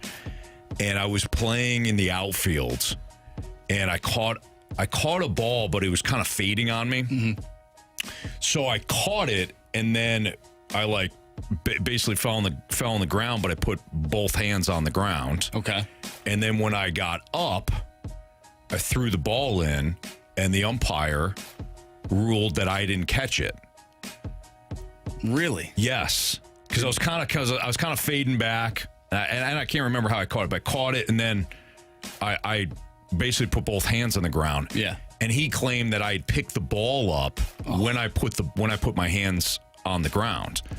So the team got, the other team got a double out of it. And I was furious. And I was like, what are you talking about? Blah, blah. Yeah. So same inning, ball comes out to me, and this time it was more routine. And I'm screaming to the umpire. I'm like, you gonna watch this one? Are you gonna watch this one? So I had caught it, and the other team mocked me. They started to clapping. So I threw a ball right in their dugout. I crow hopped right in the dugout. Missed the cut off man. There was no cut. It was the end of the inning, and I crow hopped right into the dugout. And little bit of a men's league brawl happened. Yeah. But it doesn't sound like you have a temper at all. Nah. I remember. What is he watching? That's fair. Watch the damn game. I may have told this story before, but I'll tell it again. I typically did not talk to the refs, the umpires, like as a kid or whatever. Growing up, I just didn't do that. But that certainly has changed because also in a men's league game, this is hockey. There's a certain situation that happened at the end of the game where my team was down 1. We have the goalie pulled, a puck squirts loose, and this guy gets the puck and he's taking it out of the zone. And I end up lifting his stick from behind. Well, his stick comes up because I lifted his stick and it hits him in the face. And the ref behind us calls high sticking. I get the penalty. The other team then gets the puck, it was less than a minute left. They're already up by 1. Game's over at that point. And I was ticked off. Ticked off. Like I was saying a lot of stuff. Saying a lot of stuff, Anthony. I can't repeat on these airwaves. Sure. Something that I typically don't do during a game. You're ticked off, though. Oh, I was so mad. Yeah. I'm like, you're not even in position to make this call. Why are you making this call? And then I felt bad afterwards because it's just a men's league game and it really doesn't matter. The emotions got to you. The emotions boiled over. So the question, CD, is and this is from the Water Boy, what was the most passive aggressive thing you've done to a ref or a umpire while playing? While playing? I probably didn't say or do anything. Okay. I just thought about it. That's what his reaction was. I did the same thing. I go, I've never done that. And then it clicked. I'm like, oh, no, wait. We were playing Ohio State the year Ohio State won the national championship. And we had won the Big Ten the year prior. And so we took Ohio State into overtime. And we had 2 touchdowns. One by Walter Young. They said he was out of bounds. One by Aaron Moorhead. They said he was out of bounds.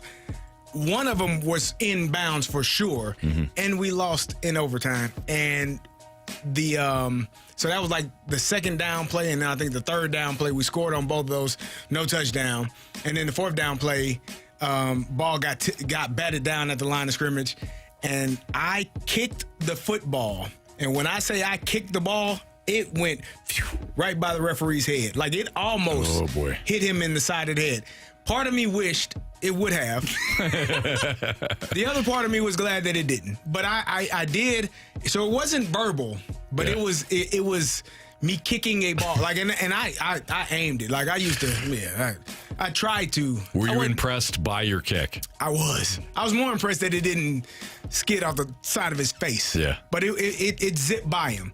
And then we got the letter from the Big Ten on Monday. Yeah, unfortunately, after review, the touchdown, it was a touchdown, which would have taken us into double overtime. Like they are the eventual national champs. Yeah. And we missed a bowl game by, 1 game, of course. And then you were promoted to kicker the next season. Yeah, should have been. We got a message from Mahomes Longbody. Anthony, after that throw, they said, I think you're more of a second baseman. It's very true. Mofal and Mickey also said the dunk story about firing a pitch into the dugout is priceless. He was in high school baseball. He was pitching. He's right. That story is great, but Dunk always used to tell it. Like there was a high school baseball game. He was pitching. There was a scout watching, and he got frustrated and fired a pitch into the opponent's dugout. Really? Right? Yeah, started a brawl or whatever. But he always told that story. The way he told it was funny because Dunk, nobody could tell a story like Dunk. He was incredible. But then he would say, hey, listen, if you're a kid, right? You're a kid, you're high school, you're listening. You never know when a scout's going to be in the area. Yeah. So I didn't, and my coach told me something similar to that. We were playing, again, in high school, we were playing the eventual state champion, Riverview High School, and I had 11 carries for 11 yards. I mean, not a great average. Every time I touched the ball, I was getting tackled. And I got to the sideline, and I went straight for the O-line, and my coach said, hey. Yeah. There are so many scouts at this game, you don't want to do that. Yeah. And he wasn't wrong. I mean, they had a bunch of guys go D1. We had a bunch of guys go D1. He's like, don't do that here. Because I was very frustrated because we weren't blocking at all. And it was a rough day. But nonetheless. And we lost that game, too. Also by another bad call. But, jeez, life. We get a message from the 217. I'm a high school umpire. You guys don't understand. We are people, too. Take a chill pill or umpire yourself. No. I give all respect to the umpires and the referees. For sure. But this is the first time we've been asked something like this, and we're sharing stories. Yeah. But I feel like our show has always talked about our respect for umpires. In fact, and I know somebody can back us up on this, is Sweet Voice James, who is an umpire himself, and we always give credit to umpires and everything. We wouldn't play if we didn't have umpires and referees, period. So while we're telling we answered a direct question, but I have the utmost respect for umpires and referees, especially youth sports. I'm coaching kids and observing kids. I always thank the young refs and officials because, again, without them, we're not playing. You're not 100%. Playing. So I'm with you. It's the Water Boys' fault for asking the question. Absolutely. Great question, though. Keep them coming in. Part 2 is next of the Sports Six Pack here on 101 ESPN.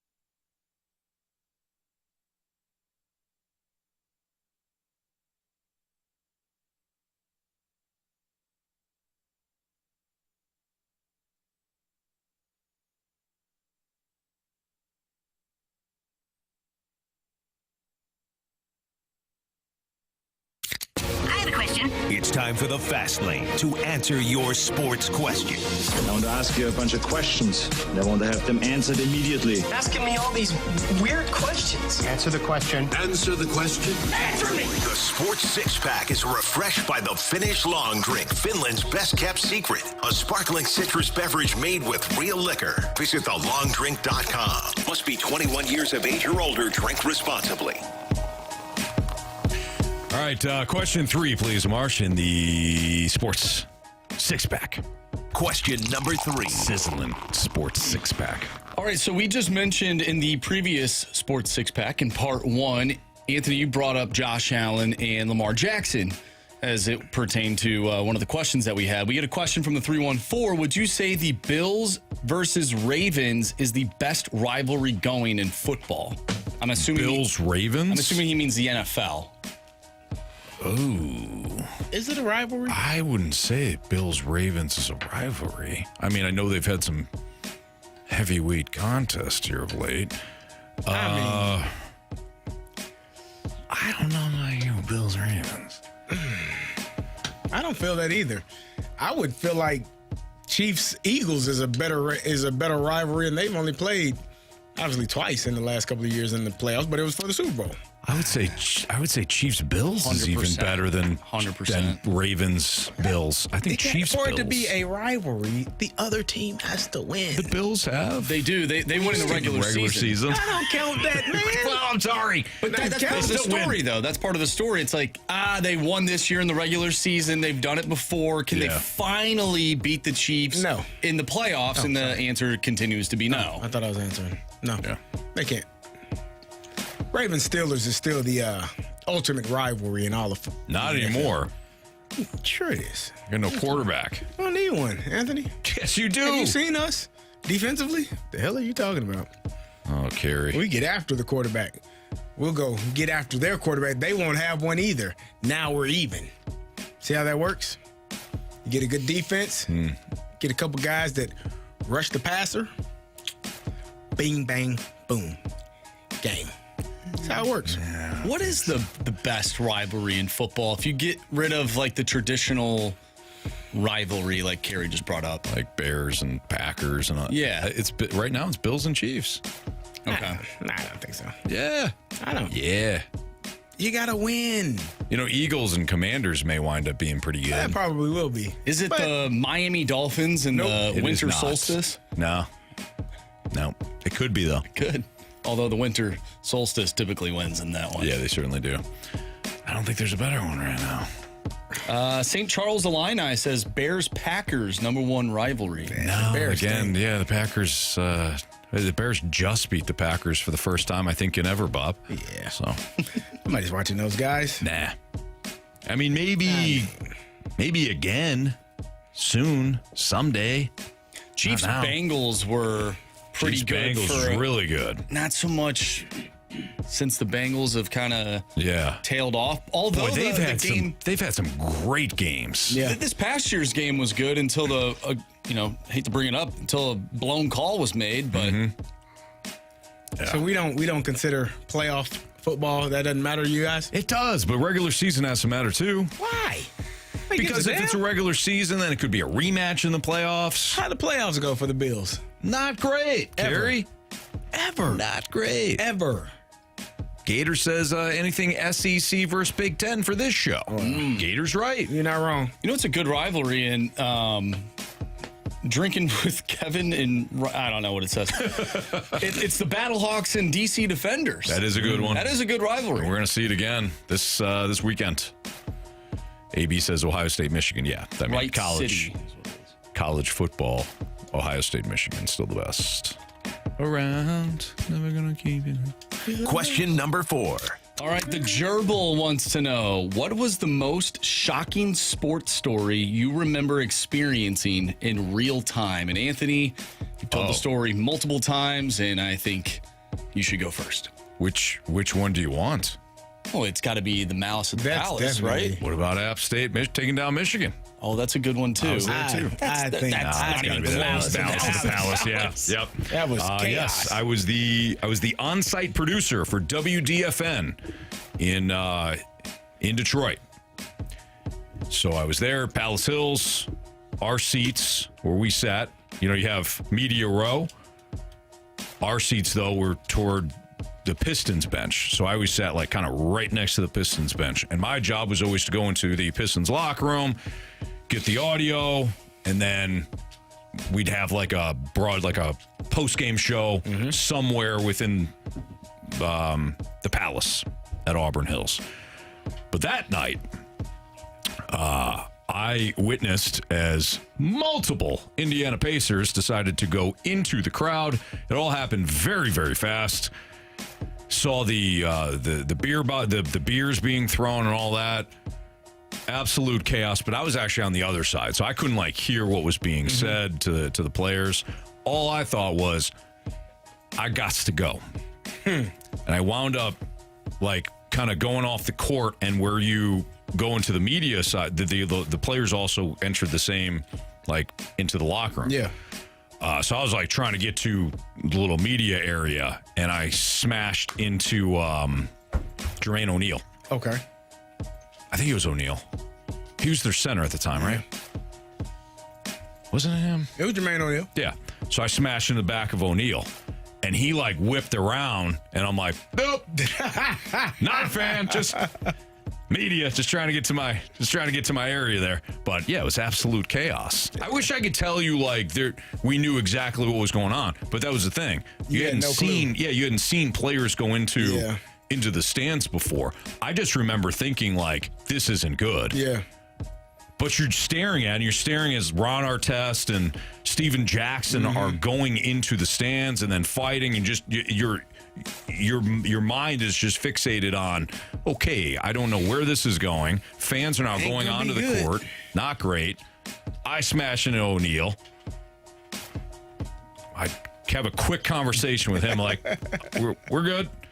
Get behind him, then go into the media. Right. But then we're like standing around there because I got to get post game sound and stuff like that. But I think they did away with that. Nothing tonight. Security just shut everything down once the players got in the locker room. It was insane. Absolutely insane. And I was a young buck too. Really? I was 24. Right after just been. I was just repoing cars. Now I'm in the Palace. In the Palace. Supposed to be covering sports. It was safer repoing cars. Downtown Detroit. Yeah, correction, Meta World Peace. Thank you, Bacon Wrapped Wiener. Although I don't know if he was Meta World Peace. He was Ron Artest that. He had to become Meta World Peace. Yeah, after that, yeah. What about you? What about I don't you guys? have anything nearly. I don't think I have anything in terms of like. But you've witnessed a sporting event. You've witnessed stuff. Not crazy stuff. Like, not that I can recall. I don't. My memory doesn't work like that. Okay. I don't recall any crazy events that happened at a sporting event. Like, if I have to think about it, I might be able to come up with something. But I don't have anything off the top of my head that's nearly as interesting as the Malice in the Palace. That was oof. I didn't even think about all the. Did you guys see the 30 for 30 or whatever? It maybe wasn't a 30 for 30. It was just like the Netflix documentary on it. I didn't even think about all the backstory to that either. Really? Where like those two teams had been, like, it was going back building and building and everything that kind of went behind it from like the Pacers standpoint was really interesting. The only thing that comes to mind, I remember being at a Vikings-Rams game, and it was the final season of the Rams when I was a Rams fan, and they played, I believe it was TCF Bank Stadium, where the Gophers played. Yeah. And LaMarcus Joyner just freaking rocked Teddy Bridgewater. Former Ram. As he was sliding, and Joyner came in and just knocked him out. Yeah. And, he was out, and everybody was like going nuts about it because, it's Teddy Two Gloves. That's right. And then, then the Rams left, and I became a Vikings fan the next year. There you go. My first Vikings game that I ever went to, they won. They beat the Rams. Nice. Just jogged my memory. I was on the sideline doing sideline reporting for, I don't know who, when the Rams played the Giants, and Odell Beckham Jr. had his whole issue on the Rams sideline where they were pretty much, it was like a brawl. Remember that? I'm finding the video. I do remember that. I was on the sideline for that game here, St. Louis Rams playing the New York Giants, and it was Odell Beckham, and it was some of the DBs, and it turned into a kerfuffle. Yeah. Yeah, I don't know if I remember I was there. that. Yeah, I'm going to find the video for you. I remember when the Rams pyrotechnics lit the turf on fire. Or when Reggie Bush got injured on the sidelines. Yeah. And then sued. And won. Yeah, not great. By the way, I'm looking at this. In the Pacers locker room that night, O'Neal and Carlisle nearly got into a fight. O'Neal was upset that some coaches had tried to restrain players while they were defending themselves on the court. After everyone calmed down, Artest asked Jackson, "Jack, you think we're going to get in trouble?" Jackson replied, "Are you serious, bro? Trouble? Ron? We'll be lucky if we still have a fast lane job." The conversation convinced amazed Jackson and Pollard that Artest wasn't in his right mind to ask that question. Probably wasn't. I wouldn't think so. But O'Neal probably wanted to fight me. And Carlisle stopped him. That's the story we're going with now. All right, the Gauntlet is next on 101 ESPN.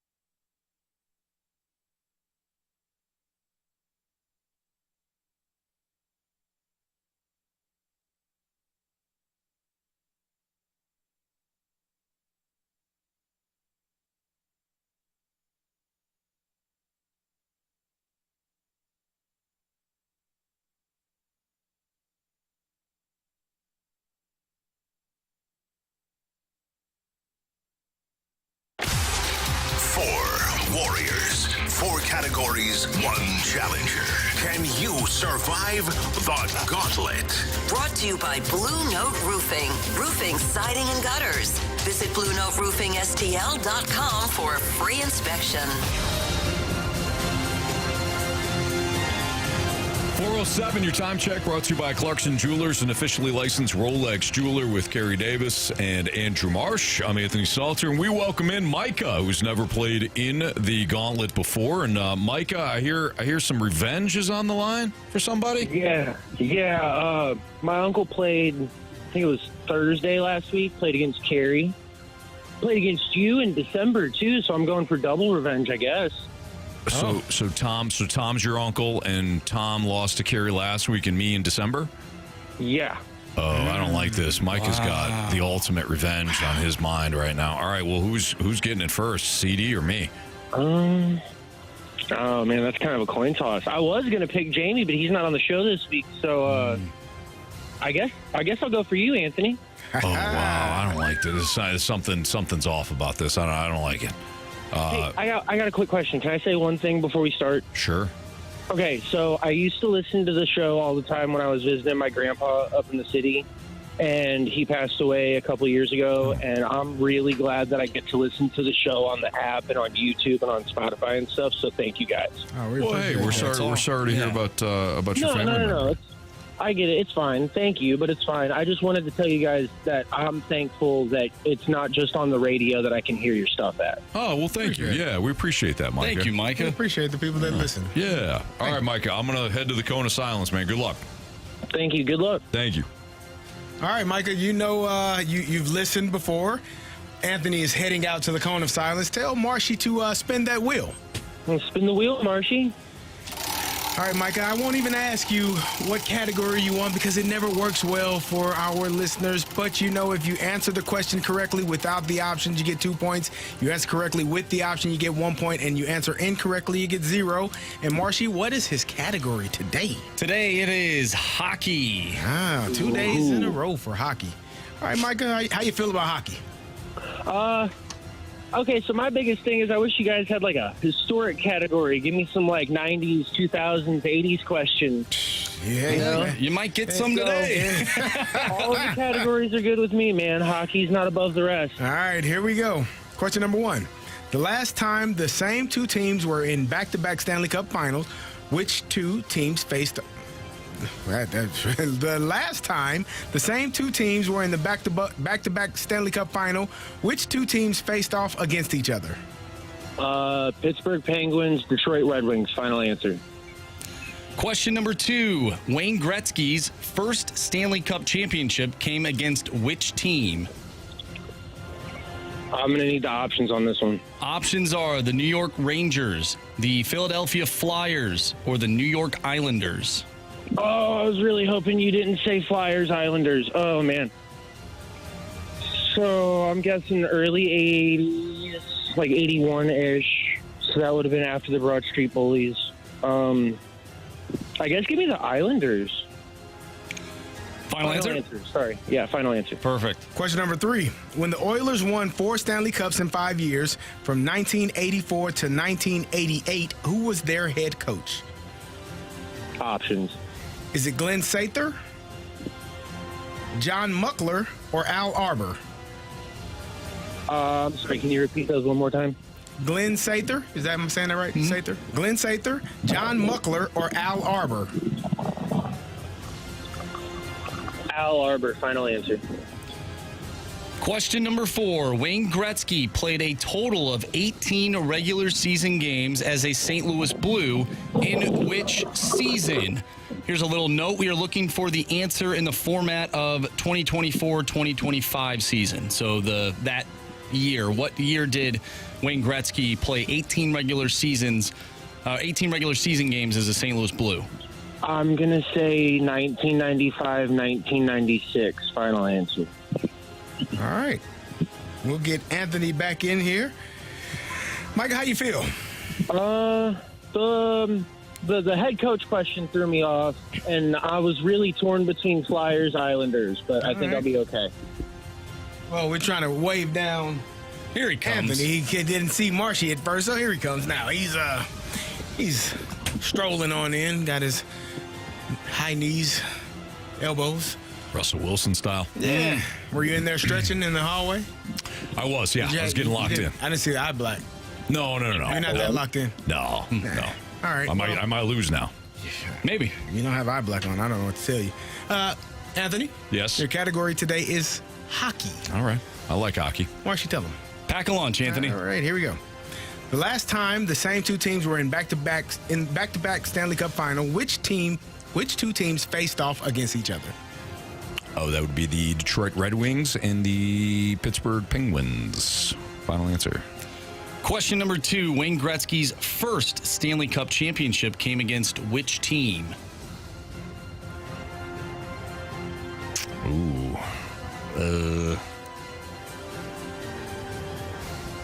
I'll have to narrow this down. Options, please. Options are the New York Rangers, the Philadelphia Flyers, or the New York Islanders. I don't think it was the Rangers. Because when they won in 94, that was against the Canucks. I don't think it was the Flyers. I'm going to say the Islanders. New York Islanders. Final answer. Question number 3. When the Oilers won 4 Stanley Cups in 5 years from 1984 to 1988, who was their head coach? Options. Is it Glenn Sather, John Muckler, or Al Arbor? Sather, Arbor, and who? Muckler. Muckler?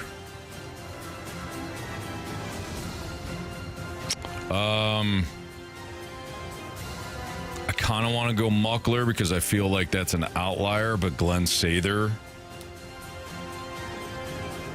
was very popular. I'll go Glenn Sather. Final answer. Question number 4. Wayne Gretzky played a total of 18 regular season games as a St. Louis Blue. In which season? Here's a little note. We are looking for the answer in the format of 2024-2025 season. So when he was with the Blues? What season was that? Well, it was mid-90s. Keenan was here, unfortunately.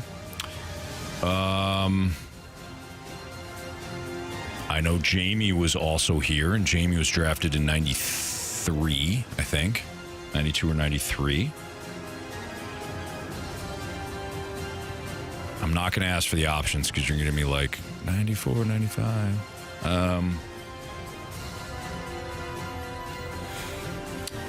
I think it was...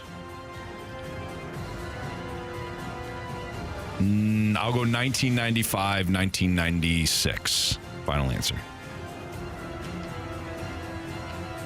All right. That was pretty interesting. Well, let's go down the list. I don't like how you... The last time the same two teams were in back-to-back Stanley Cup final, which teams faced off against each other? Micah, you said the Penguins and the Red Wings. Anthony, you said the Penguins and the Red Wings. The correct answer is?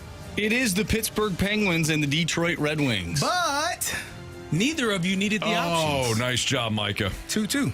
Question number 2. Wayne Gretzky's first Stanley Cup championship came against which team?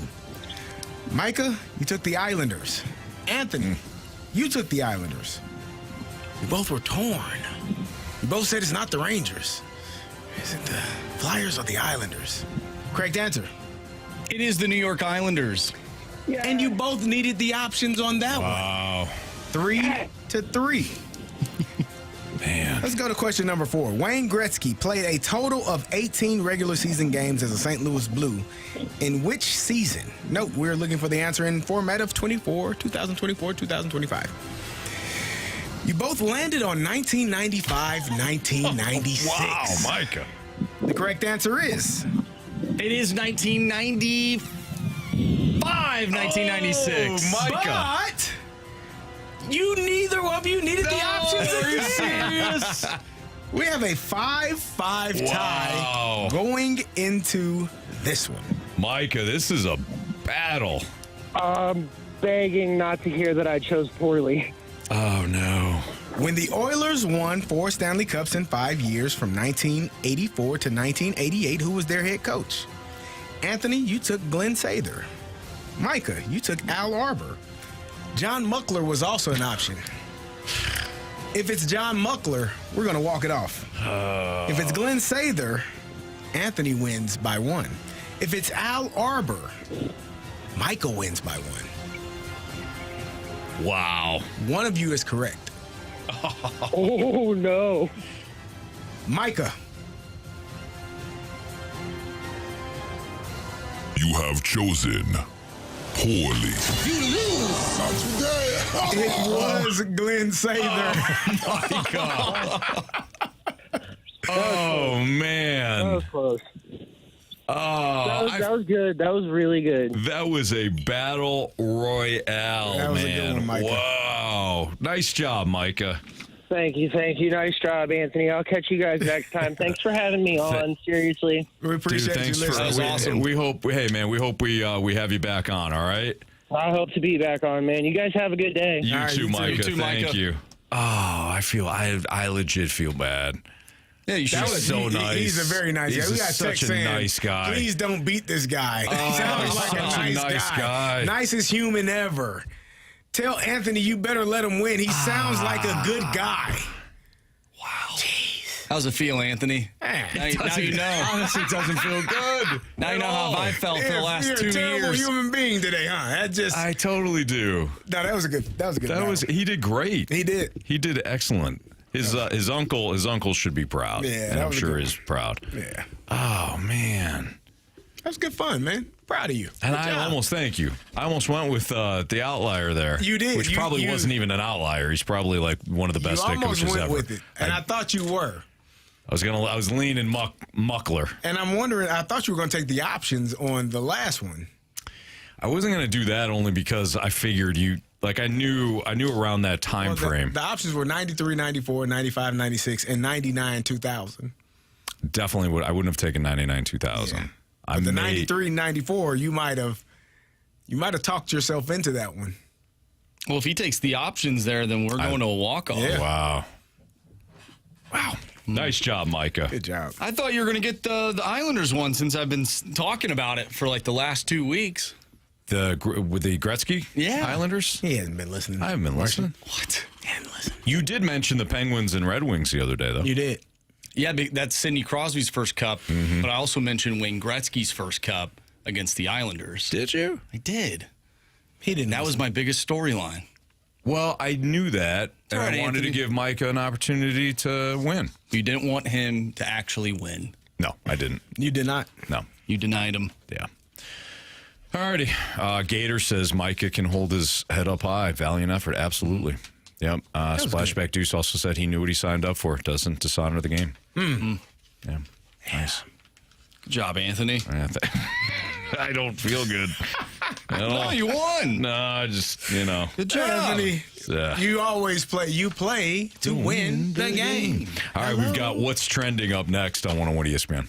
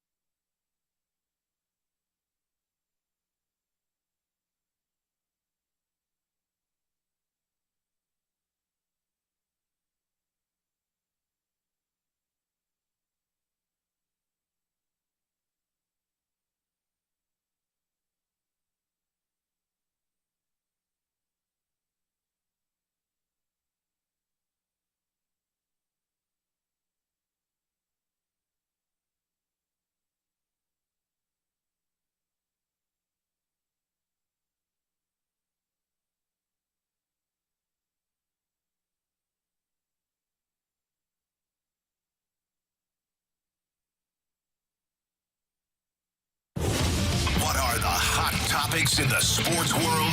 What in the wide world of sports is going on here? It's time to find out with What's Trending? Brought to you by Elite Comfort Experts. Heating and cooling with no gimmicks, just guarantees. EliteComfortExperts.com.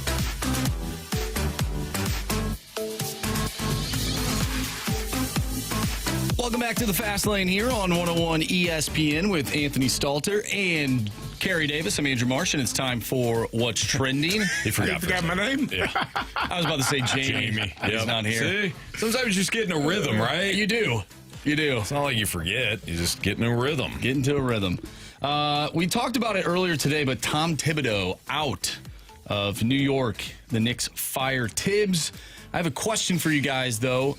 Which of the 4 major sports leagues do you think has the most chaotic coaching carousel when it comes to hiring and firing coaches? I know you probably think it's hockey. Do you also think it could be basketball too? I think professional sports, and including college football, is it's chaotic. There are not. You don't plan on staying in a place for more than 3 years in most instances. Mm-hmm. As a college coach, I know that to be true. I got friends that coach college football, and I got a friend that's been in 8 different places in 12 years, 15 years. Head coach or just position assistant? coach. Yeah. But that's Bounced because the around. head coach got fired. Yeah. So to me, I think it's all volatile, which is why they get paid good money. I think it's Is baseball the safest? Yeah, probably. Unless you I feel like hockey's chaotic. Hockey. I mean, look. We Jim Montgomery. We got Jim Montgomery. The Bruins fired him, and the Blues hired him 2 days later. And they should have, but yeah. Tell me that's not crazy. That is. You got winning coaches that have won Stanley Cups the year before, fired midseason. Why is that? I think I don't know. Marsh, you can tell us. Are hockey players just crazy? I feel like the Crazy hockey people? players wind up getting the coach fired in most instances. I don't really know. To hell with this guy. It's baffling. I just don't get it. Football is up there too, though. Every year there are 5 to 7 head coaching jobs. Yeah. That are open. But it's pretty consistent, at least. But in terms of waiting till the end of the year? I just mean there's going to be 5 or 6 each year. Yeah, you think it's only 32 teams, Anthony? 5 or 6 each year. Here's the difference, though. With hockey, it seems like it is recycled coaches. So it's why did this guy? Why would you want to bring this guy in when he was just fired from a different place? And sometimes you want to, Jim Montgomery, of course.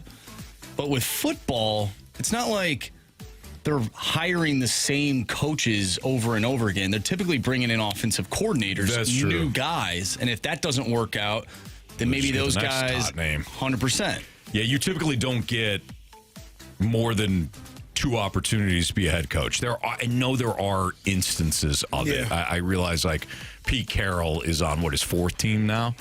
But he has a track record. He does. In the NFL, 3rd, isn't it? Jets, Patriots, Seahawks, and Raiders. Yeah. Okay. So but he's won 4. also. He has. But I'm just saying he's a rare exception, right? Normally you get 2 chances.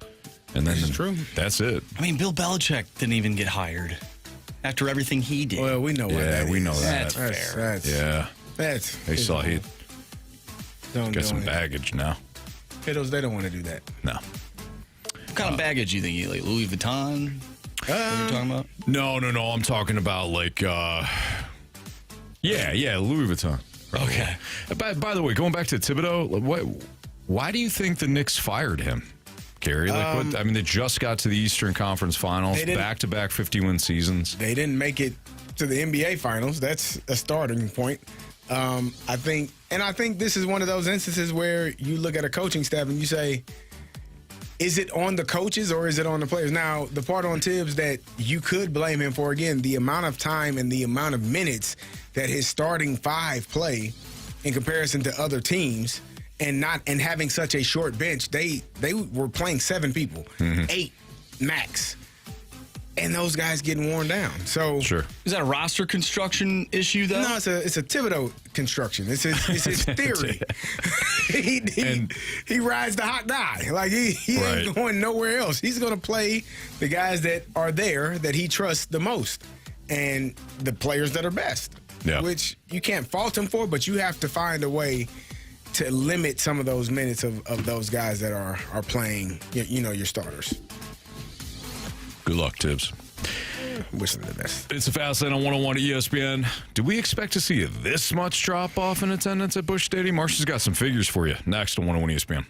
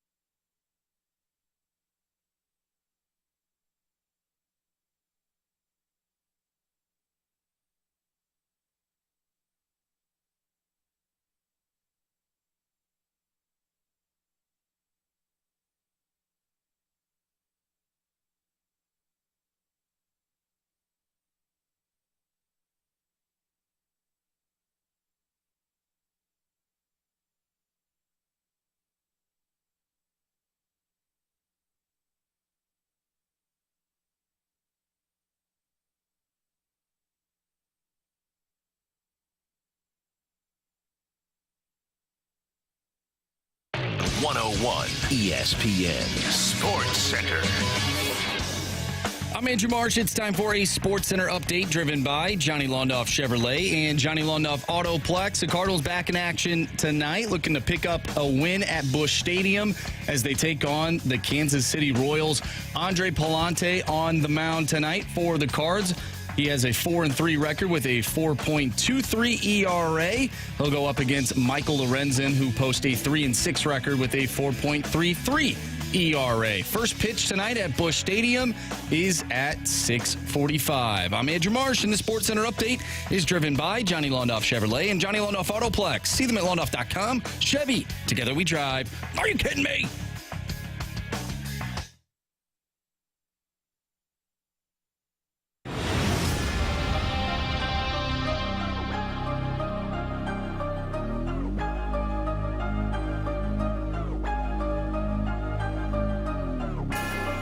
It's a Fast Lane on 101 ESPN. So Andrew Marsh has got some figures about Busch Stadium and the attendance. Yes, Anthony, I saw this. I found this to be interesting. This is from Joe Pompliano on X, and it looks like... What'd you call me? Nope, not you, Anthony. This is this guy's actual name. His name's Joe Pompliano. Got it. He credited this to Reddit, and this is MLB attendance and capacity. And the Cardinals right now sit 13th as of June 1st. Attendance per game on June 1st of 2025. The Cardinals 13th in Major League Baseball, 29,444. The worst team is the Tampa Bay Rays, and that shouldn't come as a shock because they play in a minor league baseball stadium. They have 9,893.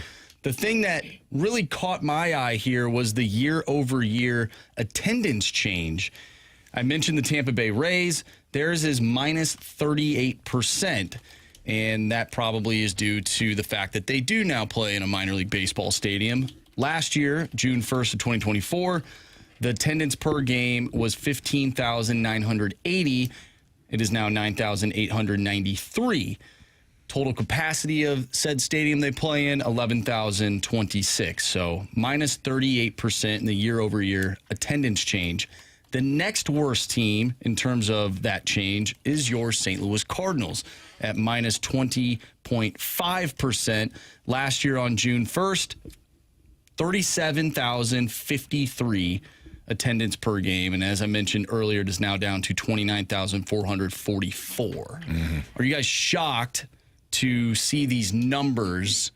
I know we've talked about this before. We've talked about it many times, actually, as the season has progressed. But now that there's kind of some numbers to look at, does it come as a shock given how the team is playing right now? No, it doesn't, because I think that what we've seen with the attendance at Busch Stadium really started years ago. I think you had I don't think anything happens necessarily immediately, especially with a proud organization like the Cardinals. I didn't think that you were just going to get, well, we don't like what you're doing, Cardinals. We're going to stop showing up. This was a slow progression to what we've seen now. We started to see more and more red seats before COVID. Now in 2019, it was a little bit different because they wound up making the NLCS, right? But I guess maybe it was COVID. So COVID happened. Everyone started to say, I know that I could save money in certain areas, especially with entertainment. I don't necessarily need to go to the ballpark and spend X amount of dollars. But I think the way that they had been operating, the Cardinals that is, really, added gasoline to that fire. I don't need to go down to the ballpark. If I don't like the product, I don't need to spend the money. Right. So I think this has been slowly happening since COVID, and it finally bottomed out. And as I've said before, I don't think that you're going to just immediately see everybody rush back to the stadium because they had a good May. I think it's going to take some time. It's not going to take as much time for the stadium to start filling up again if they're winning as it did when they, that slow trickle happened when they were losing. But I do think it's going to take a little time. I think winning cures all. I'm looking at these numbers, and the thing that intrigues me is all of the teams that are in green, meaning their attendance has gone up from last year to this year, are teams that are winning.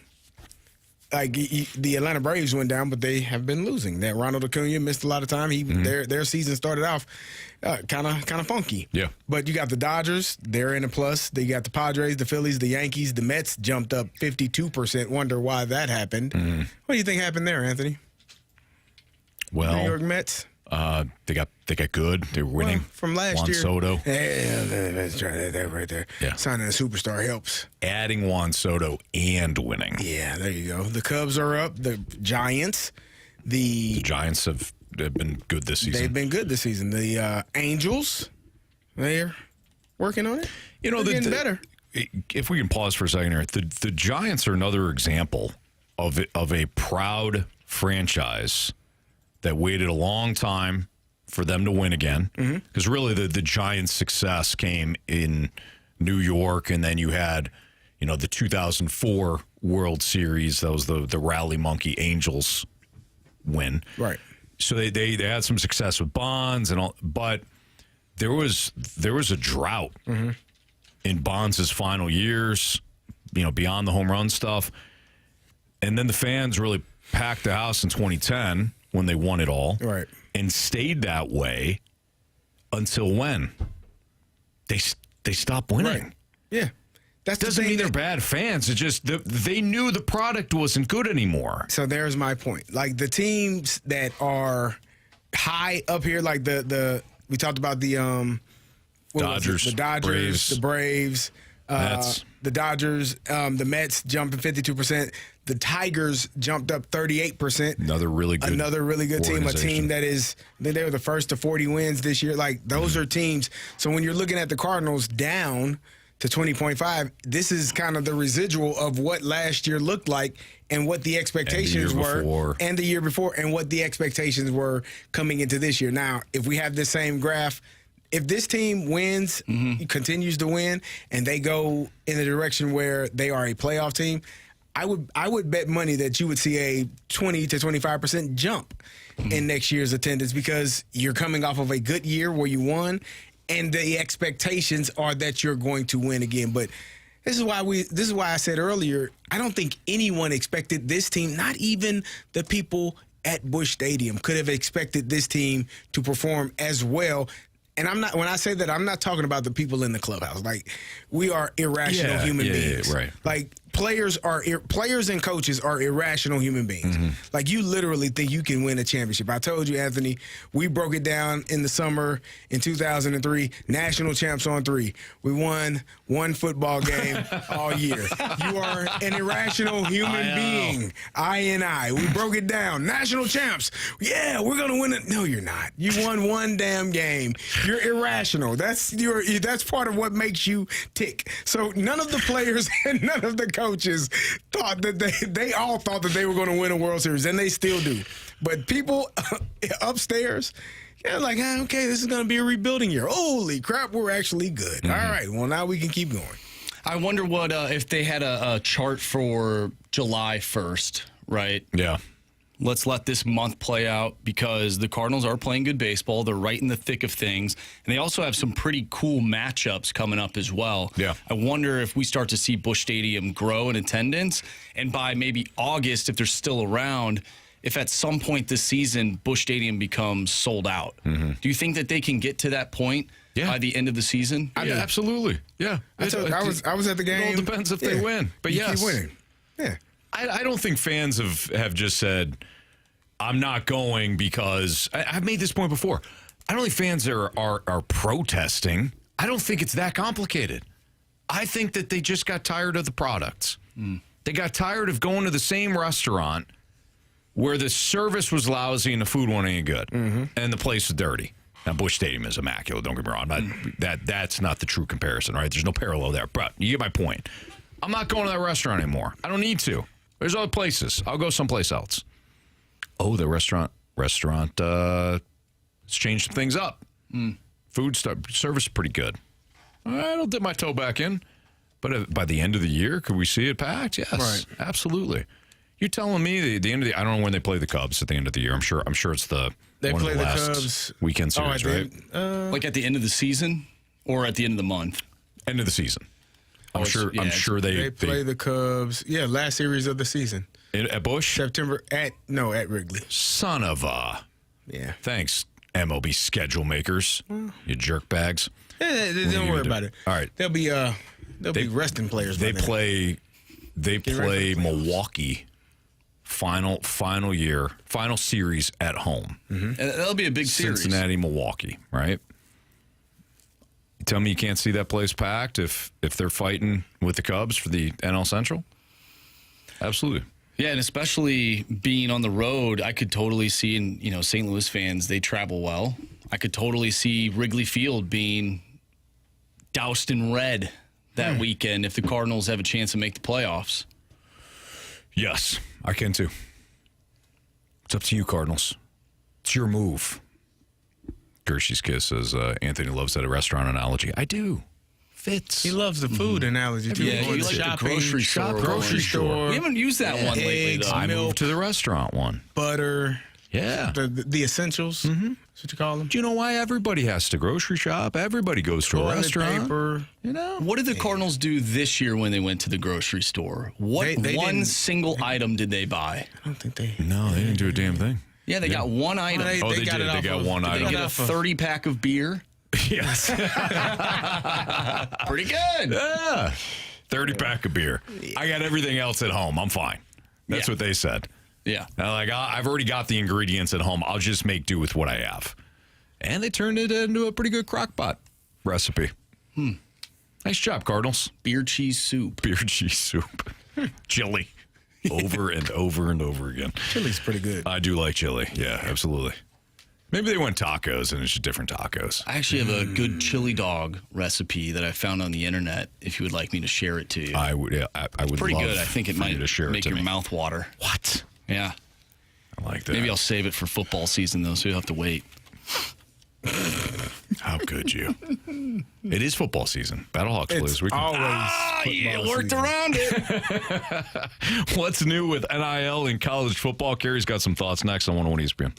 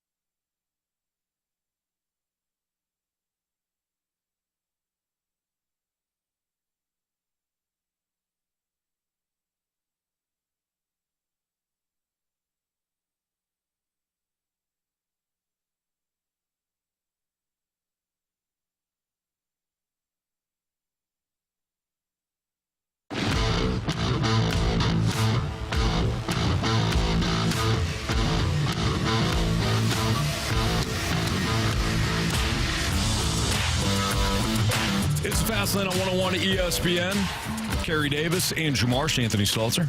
Our guy Jamie Rivers out sick today. Hope he feels better. Think he's feeling better, guys? Yeah. Carey's saying you don't care. Nah, I didn't say that. I said sure. Why wouldn't he? Sure, you don't care. That's not what I said. Arkansas NIL collective calls on prominent lawyer to enforce Madden. Go ahead. Imo Aliava. Thank you. Buyout cause amid transfer. So his brother, remember the Tennessee quarterback that decided, pay me or I'm out. Yeah. And Tennessee said, there's the door. Yeah. His brother now is, I wouldn't say, there's no controversy, but there is a collective seeking $200,000 from the QB who followed his brother to UCLA. Yeah. College may start looking into getting back their money from failed NIL deals. At some point, Carey, I want to hear your thoughts. At some point, though, there's gonna be a tipping point on this. There's going to be a tipping point on NIL deals, and everybody's like, hey, this is just the Wild Wild West now.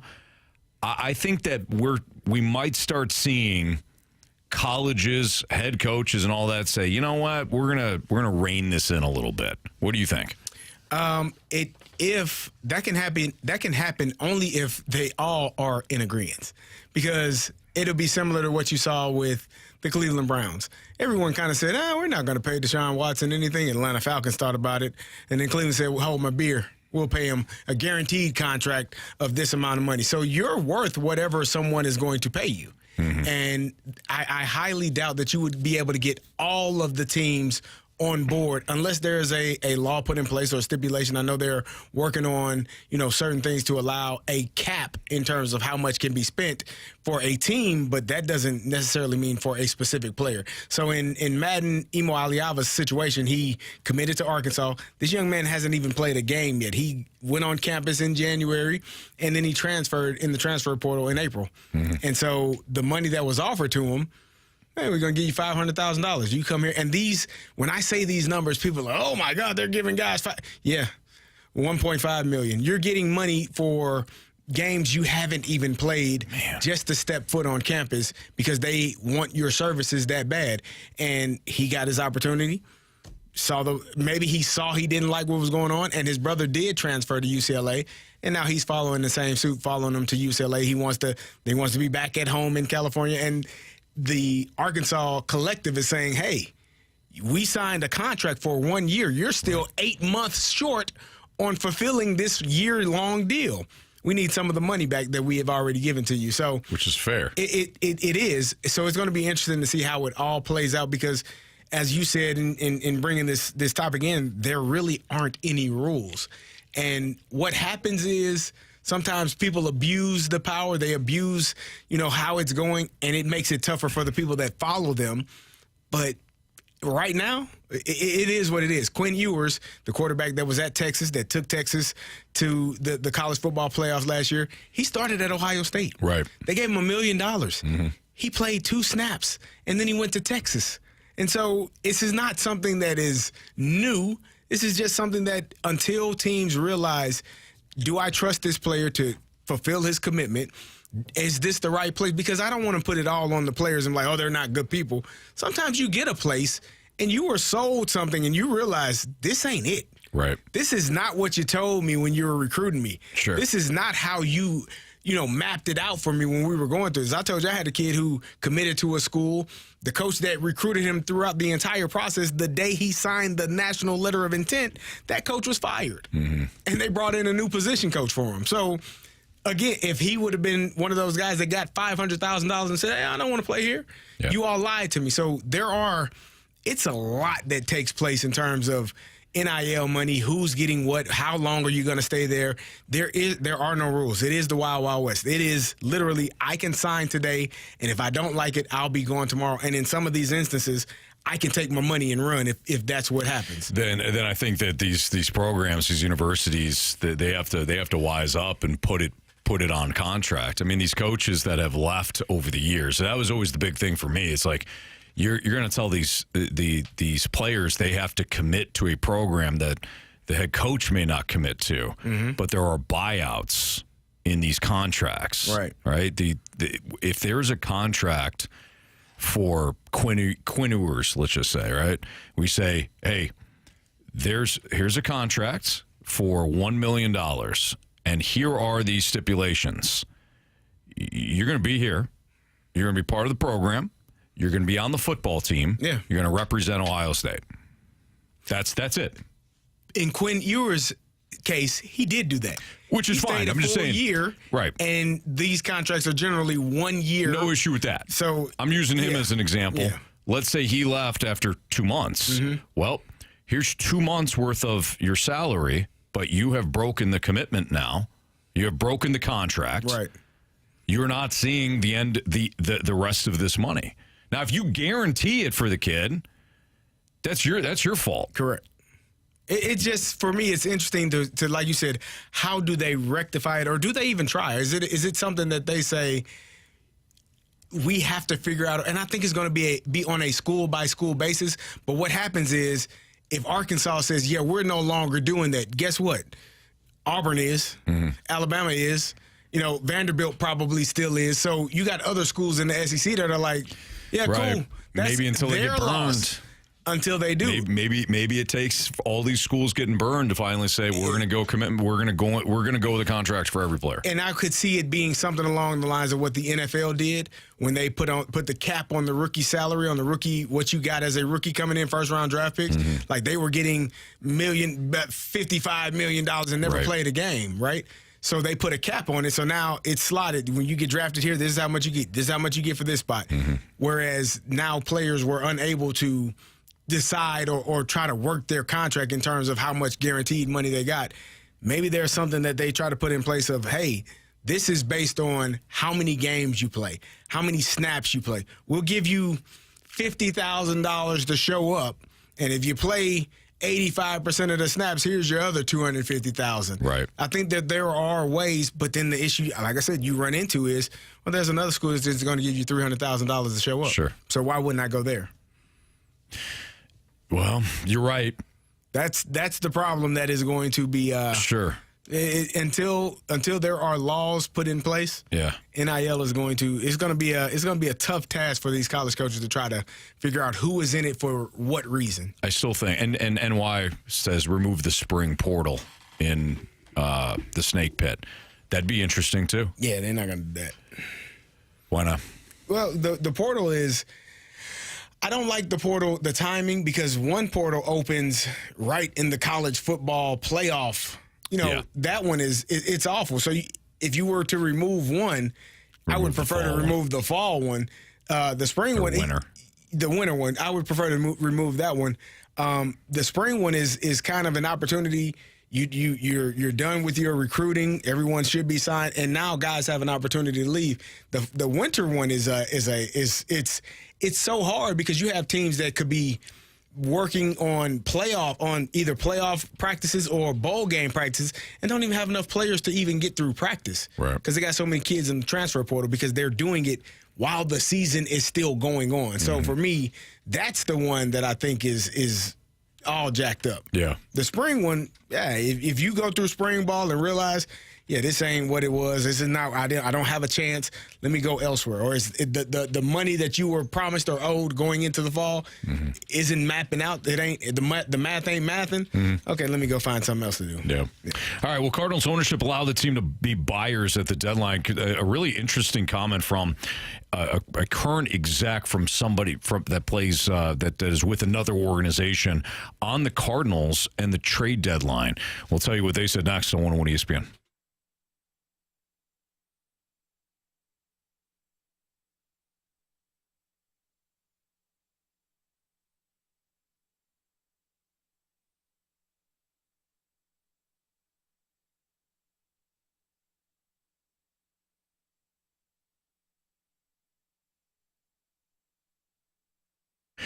You could go yard all baseball season long with Underdog's Champions Game. Think you know baseball? Well, take a swing on Underdog and turn that knowledge into some serious cash. Underdog is the best place for making your picks. It's one of the fastest growing sports gaming apps. And yes, you can play right now in our state here in Missouri. Millions of fans have already won billions on Underdog, over 100,000 5-star reviews and counting. This app is the real deal.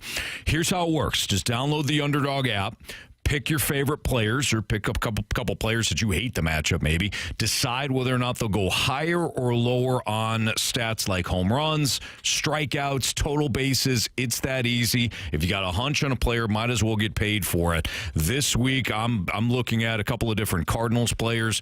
How about tonight? I like Ivan Herrera to go higher than his hit total.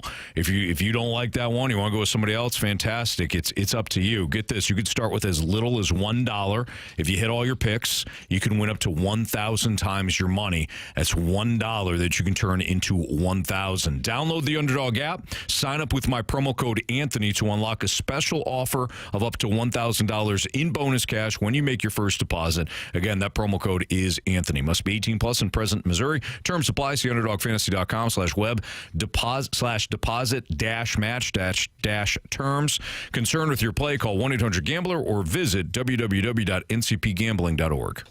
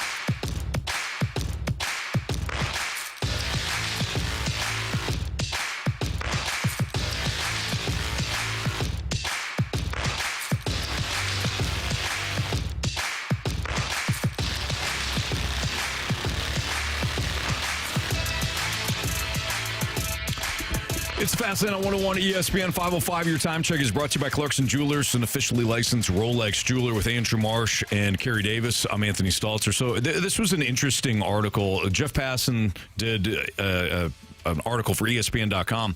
2025 MLB trade deadline preview, and he had certain categories for teams. For example, unloaders. The Baltimore Orioles figures he's going to unload a lot of their some of their players, be trades, be sellers. I forgot who the guy's name was. BK and Ferrario had him on. He was livid about the Orioles. Oh, yeah? oh, man, it was just Adley Rutschman and how they haven't developed these guys, and they got playing multiple positions in Baltimore and in the mind. It made me proud as a Cardinals fan. You know, sometimes you hear other people's misery, and you're like, oh, I got it good. It's not that bad. Yeah. I'm sorry, go ahead. Rockies, White Sox, so those would be in the unloader category along with some of the other crap teams.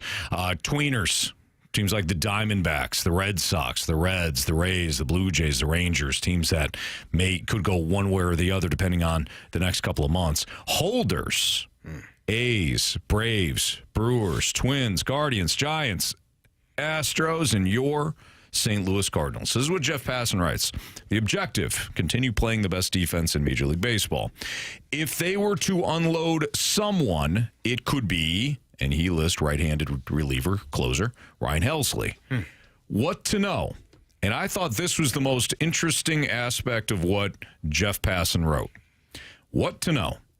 Here's the reaction from a general manager who was hoping St. Louis would start losing as expected. It sucks. Quote, end quote. He wanted Helsley patrolling the back end of his bullpen, and he wanted the option to grab Steven Matz or Eric Fetty or Miles Michaelis. And because the Cardinals are playing a tremendous brand of baseball, none of those look like an option at this point. Considering how little they spent this winter, $2 million to reliever Phil Maton, the Cardinals should have financial leeway to make a deadline splash. But in order to do that, in President of Baseball Operations John Mozeliak's final season in charge, they'll need to inch closer to the Cubs at the top of the NL Central and cajole ownership into allowing Mozeliak to make this team even better than it has surprisingly been. When you read that and it says reaction from a general manager, it sucks. I read that as though it was the Cardinals. Like, I wanted to trade. Oh, you're like Mo was saying it? This sucks. It sucks. Yeah, I thought we were going to be able to move on from Fetty and Michaelis. Isn't that interesting, though? An opposing general manager said it sucks that they're winning. Yeah, does it?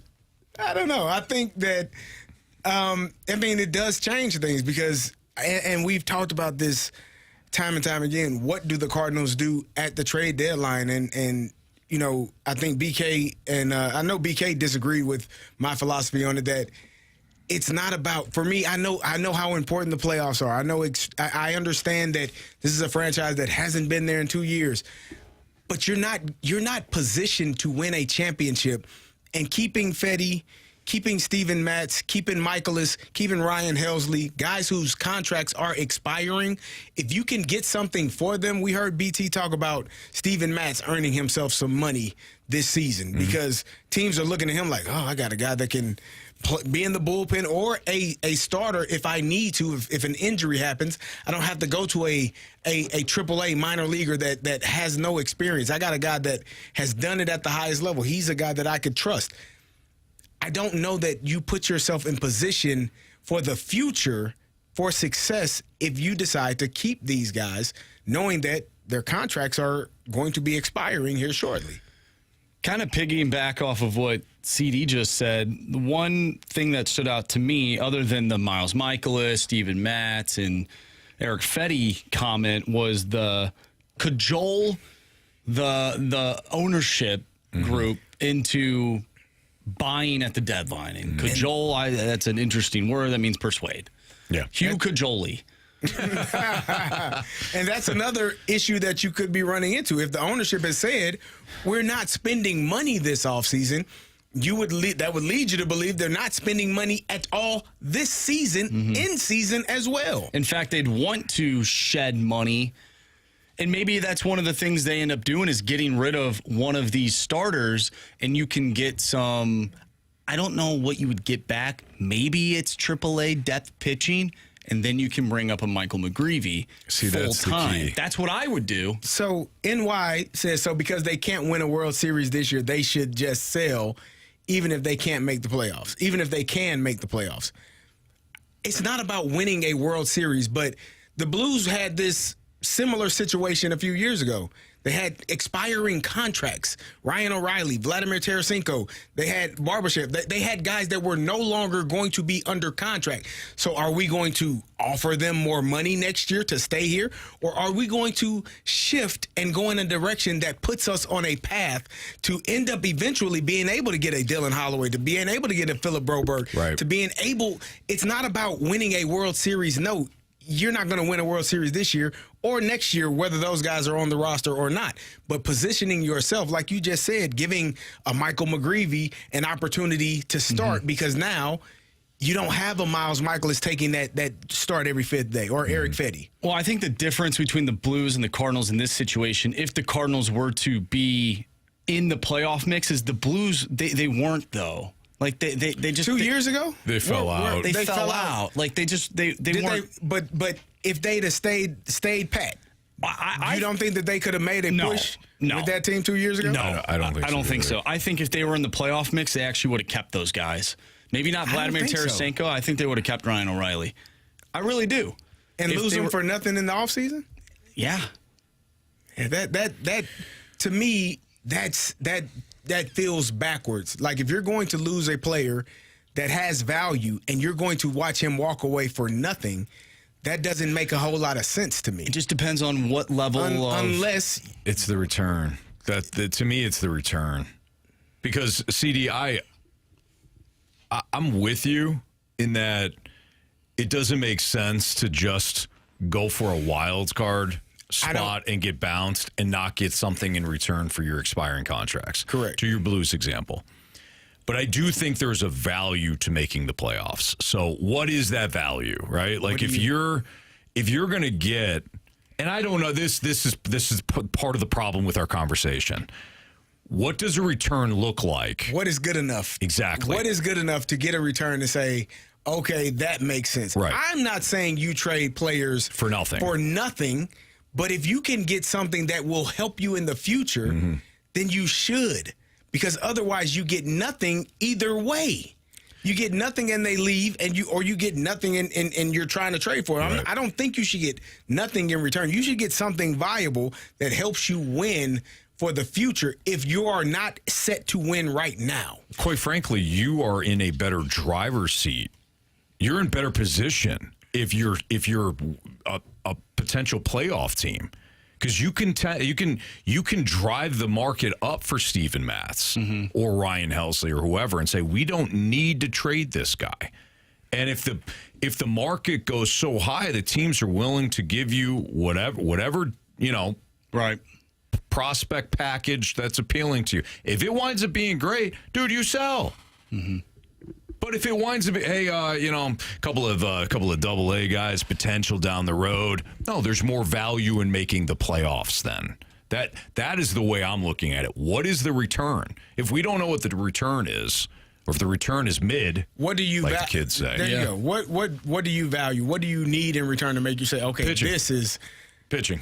What level? Pitching, the AAA pitching that I could that with a great winner and spring training, that guy can be either in my rotation or my bullpen next year. If we're talking about that, see you. See, I don't even think it has to be that right now. Like, to me, I'm just trying to find a way to get Michael McGreevy up to the big leagues for more than a spot start. And we've already had conversations about the Cardinals not having pitching depth in the lower levels. Correct. If you can just get a handful of guys to fill that spot so he can come up and be a part of the big league club, then yeah, maybe you do actually upgrade your rotation by getting rid of one of the guys that's in your rotation right now. Sure. But if they don't end up doing that and the Cardinals still keep playing good baseball and they don't end up moving any of these guys, does it really matter? Because 6 months ago, we were talking about them not getting anything from these guys and that these contracts were horrible contracts. Right. So, like, what are we doing now? NY again. I mean, there are a couple of games out of first place. You have to try and buy. You cannot tell your fan base and team it doesn't matter. They play well. We're going to sell because we can't win a World Series. You have to tell the fan base you're going to try and buy. Okay, go tell the DeWitts that now, because the team played better than you thought, Now we're gonna buy, sir. We're gonna make some moves and spend some more money. I'm gonna spend more of your money, Anthony, that you told me earlier this year I couldn't spend. That's what I'm coming to tell you. I told you couldn't spend it because I don't have any. I'm coming to you now to tell you you gotta spend it. I don't think they even have to buy at the deadline. I don't know why they just can't roll this team out the rest of the way. Yeah, that was the whole point of the season, was it not? So just go with what you got. What if you say, what if it is buying but like a reliever? It's like another Phil Maton. Cool. Is that going to move the needle in a way that allows you to win? Win what? This year and next year? Win what? What do you want to win, Anthony? Championships. Do you? Do you want to win championships, Anthony? I do. NY? You want to win championships? Or you just want to win? You just want to win a game? Playoffs? Let's talk about playoffs. Do you seriously think that any of the players mentioned can command a guy in a return that would make this team a World Series contender next season? I don't think so. Say that again. Do you believe that one of the players mentioned, Ryan Helsley's at the top of that list, could actually command a player in return that would benefit this team next year and be so good that that's the missing piece? I don't believe so.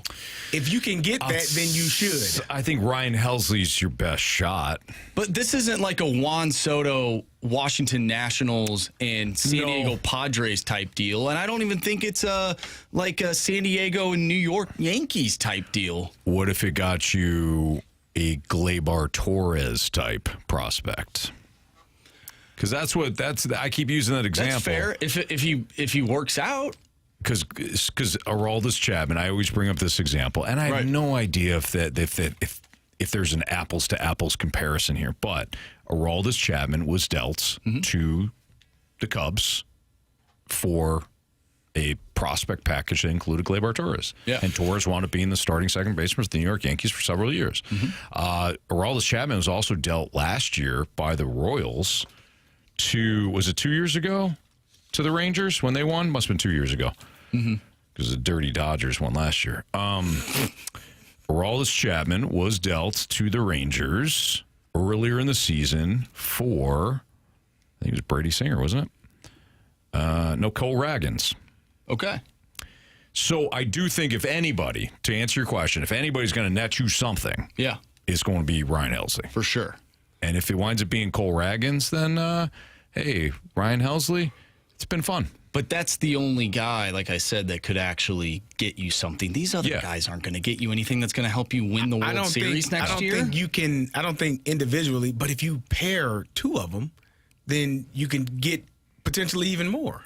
Like if someone is, but now you don't have like seat just dropped. We're talking about the pitching depth, are we not? Like who are you going to bring up other than McGreevy? Well, that's the problem right there. Who else do you need to bring up? Well, if you're getting rid of three guys, there's three pitchers there. I didn't say three. I said two. I don't think anybody wants all three of them. But if you could trade two of them, if you could trade a starter and a closer, if you could trade Miles Michaelis and Fetty and Ryan Helsley, or Michaelis and Helsley, and somebody values those, probably Fetty and Michaelis. I'm sorry, Fetty and Helsley together, and get something that could. You already got you. Just my opinion, man. You got. I don't think. I told y'all Helsley could have got traded last year, and y'all looked at me like I had four heads. So what the hell do I know? He led the league in saves. That's awesome, man. He ain't make the damn playoffs. Carey. It's a cool record. What for was him. his war? Exactly. It's clearly why they kept him here.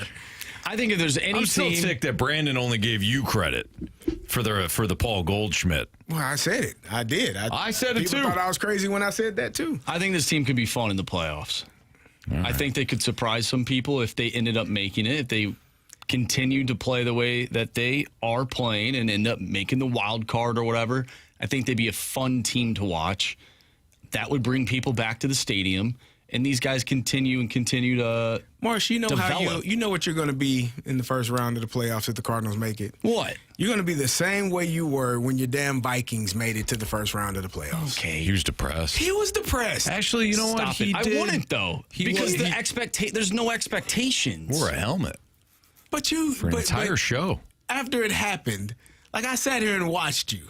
Yeah. And you weren't yourself. No, because my team won like 14 games last year. I was hoping that they'd maybe win a game against LA, the team that moved from this damn city.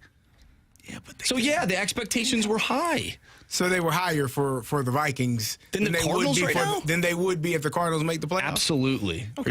Are you kidding me? How about the 2 seasons that they won the World Series in this century? No one gave them a shot. They weren't supposed to win. That's very true. So if any team could win the World Series, that's not the Dirty Dodgers or any of these other teams. If the Cardinals snuck in, maybe they would be the team to win because all the World Series that they've been to or the NLCS games that they've been to where they've been the heavy favorite, they haven't done you know what. Best team I've ever seen was the 2004 St. Louis Cardinals. And they got smoked. And whose fault is that? That's you because you were at that bar one time and told that Red Sox fan that. I did. I looked right at him. It's going to be a sweep. I said, the Cardinals are going to spank you now. Congratulations on making basically, I had the same conversation I did with Rachel the night that that didn't work out. They went to the Super Bowl. That didn't work out. I said, Rachel, congratulations. I hope you're excited because you're going to get crushed by the Chiefs. That did not end well for me. And they made a stupid movie about it, too. They did? Yeah, Fever Pitch. The Red Sox. Yeah, that was awful. Just You didn't awful. like that movie? No, I don't like that movie. They also made a good movie, or maybe it was a stupid movie, depending on how you thought about it, about 4 old women who went and watched Tom Brady take down Anthony's Atlanta Falcons. Yeah, because that's what we need. We need a movie about 4 old women chasing Tom Brady. They were chasing him. He won. He's a good quarterback, Anthony. I don't know if you know that. Should have been picked off twice in that Super Bowl. Yeah. But he wasn't. No, he wasn't. All right, we need a new Beat the Streak contestant. So if you want to play Beat the Streak. Our guy Ben lost finally. Yeah, Ben. But he set the record. So nice job there, Ben. 314 doesn't hit the same as Ed. 314-399-9646 is the Air Comfort Service text line. So we need a new Beat the Streak contestant. So we're going to play Beat the Streak and give you our Bet the Board selections next on 101 ESPN.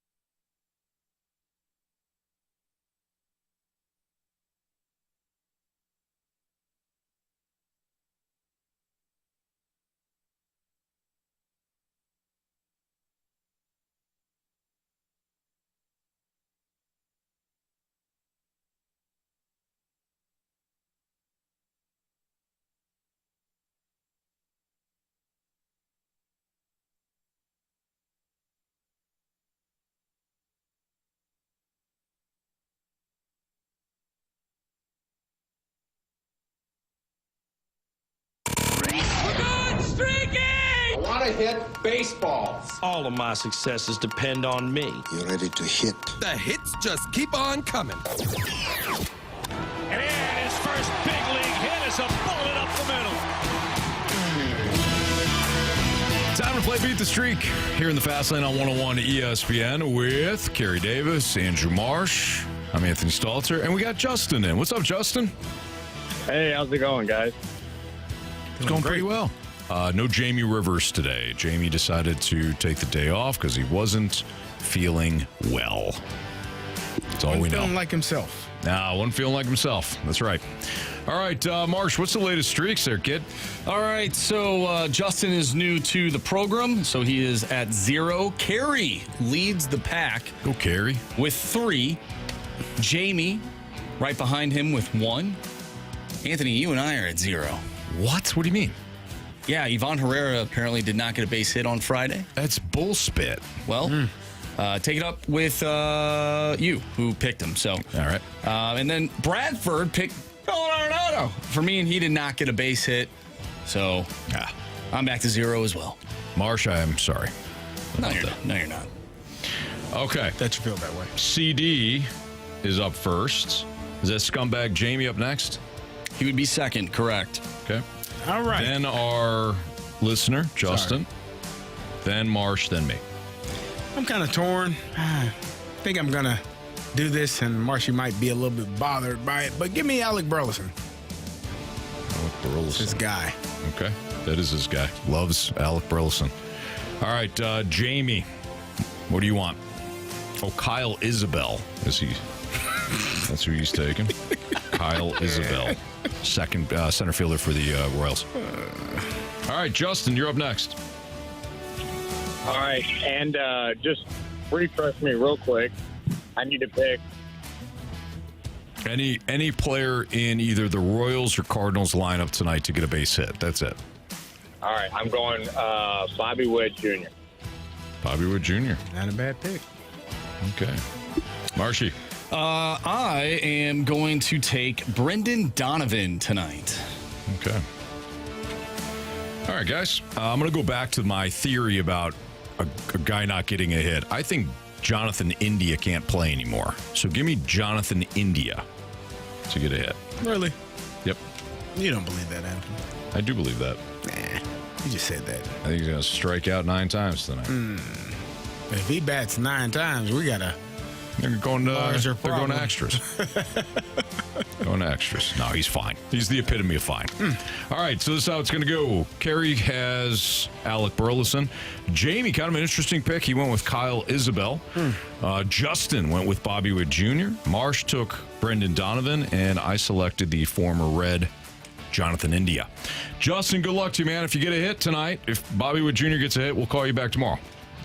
Perfect. Sounds good. Thanks, guys. Thank you. Good luck. All right. All right, from Beat the Streak to Bet the Board.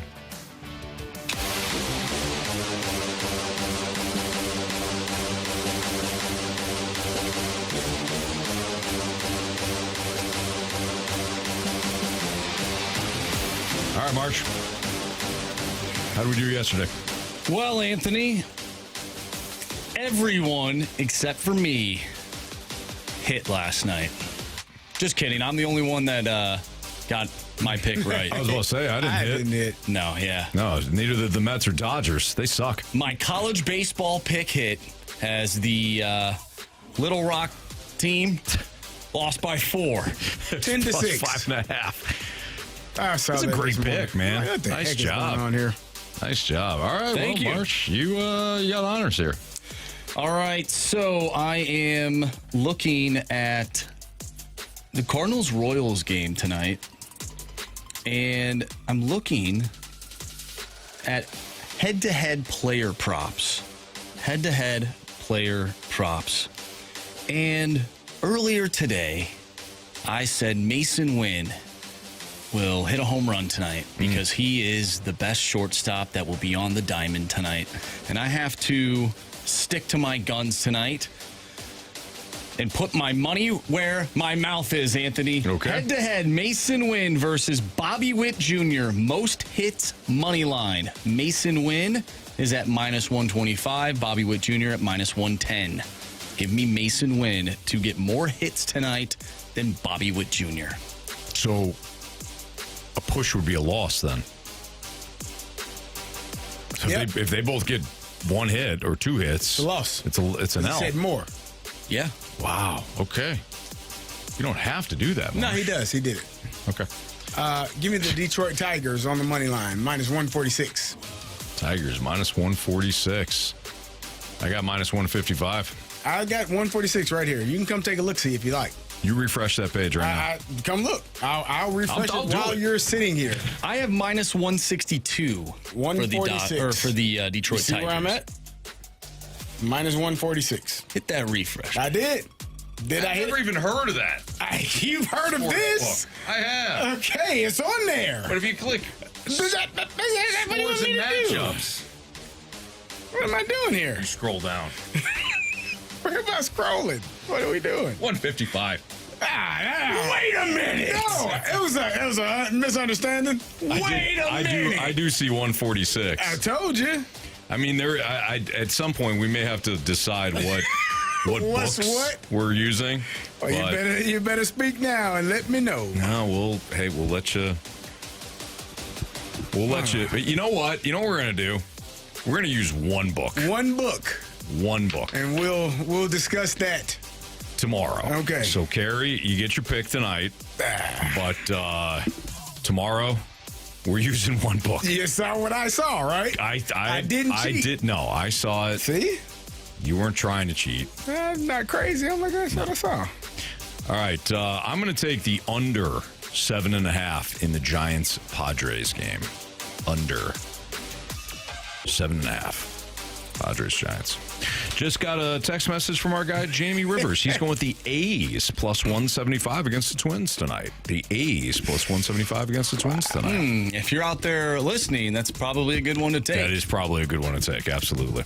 All right, that's Bet the Board here in the Fast Lane on 101 ESPN. We're going to talk about some Major League teams and how they got to where they are right now in 2025, and we'll kind of do this in relation to the Cardinals. That's next on 101 ESPN.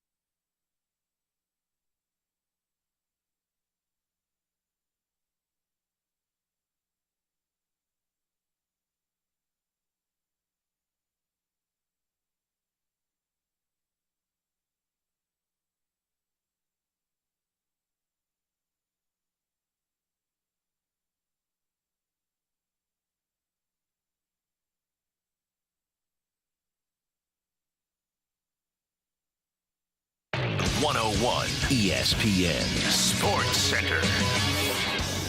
I'm Andrew Marsh. It's time for a Sports Center update brought to you by Saliga Heating and Cooling. The Cardinals invite the Kansas City Royals to town as Andre Palante will take the mound tonight for the Redbirds, going up against Michael Lorenzen. First pitch is at 6:45. Jack Caglione will make his MLB debut tonight for the Royals, going up against your St. Louis Cardinals. If you have missed anything from today's show, make sure you go to 101ESPN.com or check out the free Dobbs Tire and Auto Center's 101 ESPN mobile app. Just head to the podcast page, and you'll find all of our shows there, and it's all brought to you by the Schaefer Door Company. How do these MLB teams get to where they are right now in 2025? We'll discuss that next right here in the Fast Lane. I'm Andrew Marsh, and the Sports Center update is brought to you by Saliga Heating and Cooling, a Daikin heating and air conditioning dealer.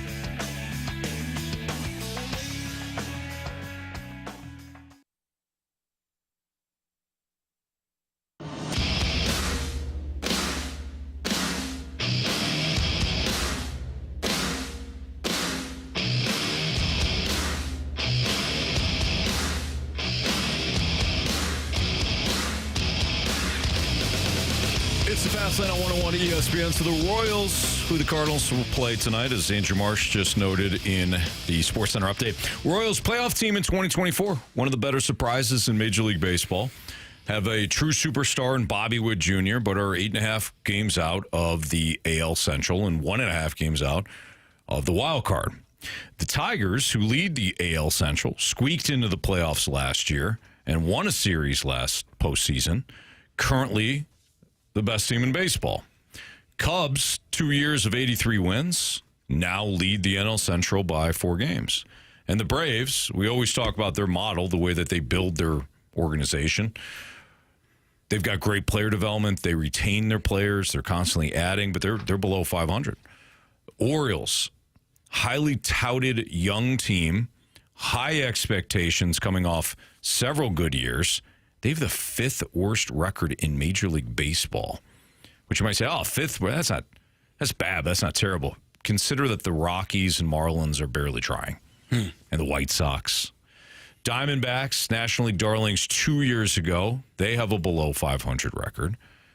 And now what about the Cardinals? So how did these Major League Baseball teams get to where they are right now in 2025?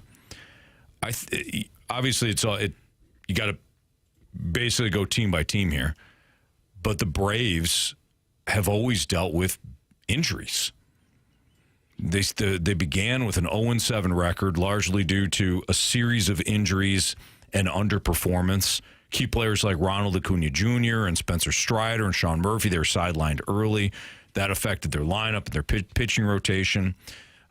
Their closer, Rafael Iglesias, struggled with home runs. He surrendered 5 in his first 11 outings. They had base running errors. You know, they had injury concerns and just sloppy performance. Mm-hmm. The Orioles, I think you could just say, look, the offense, the young players aren't producing, but their pitching stinks. They went into their season saying Zach Eflin, Grayson Rodriguez, Kyle Bradish, they were on the injured list, but everybody else are going to be just fine. Right. I think the Orioles are kind of that modern day Angels team that just they haven't been able to develop pitching. Royals are the opposite. They were outside of Bobby Witt Jr., their offense has been terrible. Mm-hmm. So I think you look at these teams, say, how did you get here? It's mostly either injuries or underperformance in certain areas. So that's I think how we get there. How do I guess the way to avoid that is obviously avoiding injuries, but which is unpredictable. You never know. Like Ronald Acuna getting hurt again, you don't expect those things, especially to really good players. Yeah. I think with the Orioles, it's been more of, I don't think it's just the pitching. I think the lineup has been underperforming as well. Absolutely. Like they just.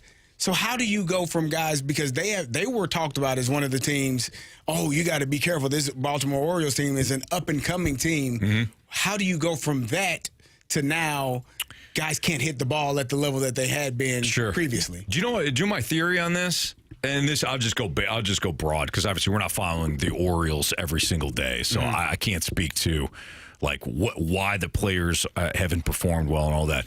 But I blame the high expectations on what we think is how everything goes is linear, right? Like we think, okay, they got a lot of good young players and they're playing well. Well, they'll get better next year. Right. They'll add and they'll get better next year, and then they'll get better next year. But that doesn't work that way. That's how it's supposed to go, though. You'd think, right? Like, oh, we just keep adding and adding, and we're going to be good, and we're going to be better than the following year. But it's almost like a child that sleeps through the night a couple of nights or even a couple of weeks. As a parent, CD, you've gone through this 3 times now. You got 3 kids. I got 3 kids. And you think, man, feels did good. it, baby. Yeah. Yes, they're sleeping through. Parenting what the hell are they doing? Regression happens. Regression happens. It shouldn't work that way, but it does. Yeah. So I think with a team like the Orioles, we think that linear progress is going to happen, but they've almost collectively have taken a step back. I also think they haven't developed pitching. That's a huge thing. Yeah. In baseball. I don't know if they've told you that, Carey. Yeah, pitching's big. You've said that many times. I'm starting to believe you. I looked it up, and I was looking up WAR for pitchers and seeing who was the best of all time, and that told me the story I needed to know because of you, and I appreciate it. You're welcome. What about a team like the Tigers? You feel like it's conversely, it's because of their pitching. Their pitching. Like, so everything. Can you be a championship team with marginal hitting? Let's say, you think so? Absolutely. Like you can win a championship with marginal hitting. Yes. You do know that this isn't all new to you. You do know that you do have to score runs. Like you can shut everybody out, but in order to actually win the game, you have to score runs. At some point, you can look that up when you get some time. Yeah, I've told you I would, and I will. I'll look that up. Are we talking about marginal hitting throughout the regular season, like based on those numbers? Marginal hitting as in your power numbers are low. Throughout the regular season, this is going into the postseason. You're slugging, absolutely. You don't hit well. You don't hit with runners in scoring position. If you have an elite pitching staff, you think you can still win a championship? I do. Do you have proof of a team that is 2010 Giants did it? The 20. And was it 15? Wasn't Buster Posey an MVP that year? No, that was his rookie year. Oh, that was his rookie year. Benji Molina was the guy until they traded him to the Rangers. Yep. The Royals, I think, had marginal hitting in 2015 when they won. I just find it. I think it's going to be. I think there's got to be other examples. You think? Okay. If you got 2, I guess that's 2 more than I had. Because I think you get a couple guys red hot, and it winds up carrying you. But pitching, if you've got elite pitching in a short series, you got a couple of guys that are just. I mean, that 2010 Giants team had Lincecum, like prime Lincecum, Matt Cain, Bumgardner, who was 19 years old and filthy, and Jonathan Sanchez. And they had an elite bullpen, and Cody Ross got hot. Of all players, they picked him up in August, and he tortured the Phillies. Like, he was just disgusting. But I think I'm sure there's other examples of it. But the Royals are the ones that are coming up on here. Okay, 2015 Royals. Yeah. They had an elite bullpen. Waterboy brings up the 1906 White Sox, one with a batting average of .230. Okay. Game was a little different then, I'm sure. Yeah. Changed a little bit. Not that much, though. They didn't have torpedo bats in 1906. I'm sure of that. They had cigs and and booze. And bourbon. Exactly. Anthony's favorite year, 1969 Mets, 242. Thank you, Waterboy. Okay. Well done. We got 4 examples in 200-plus years of baseball. We did real good, man.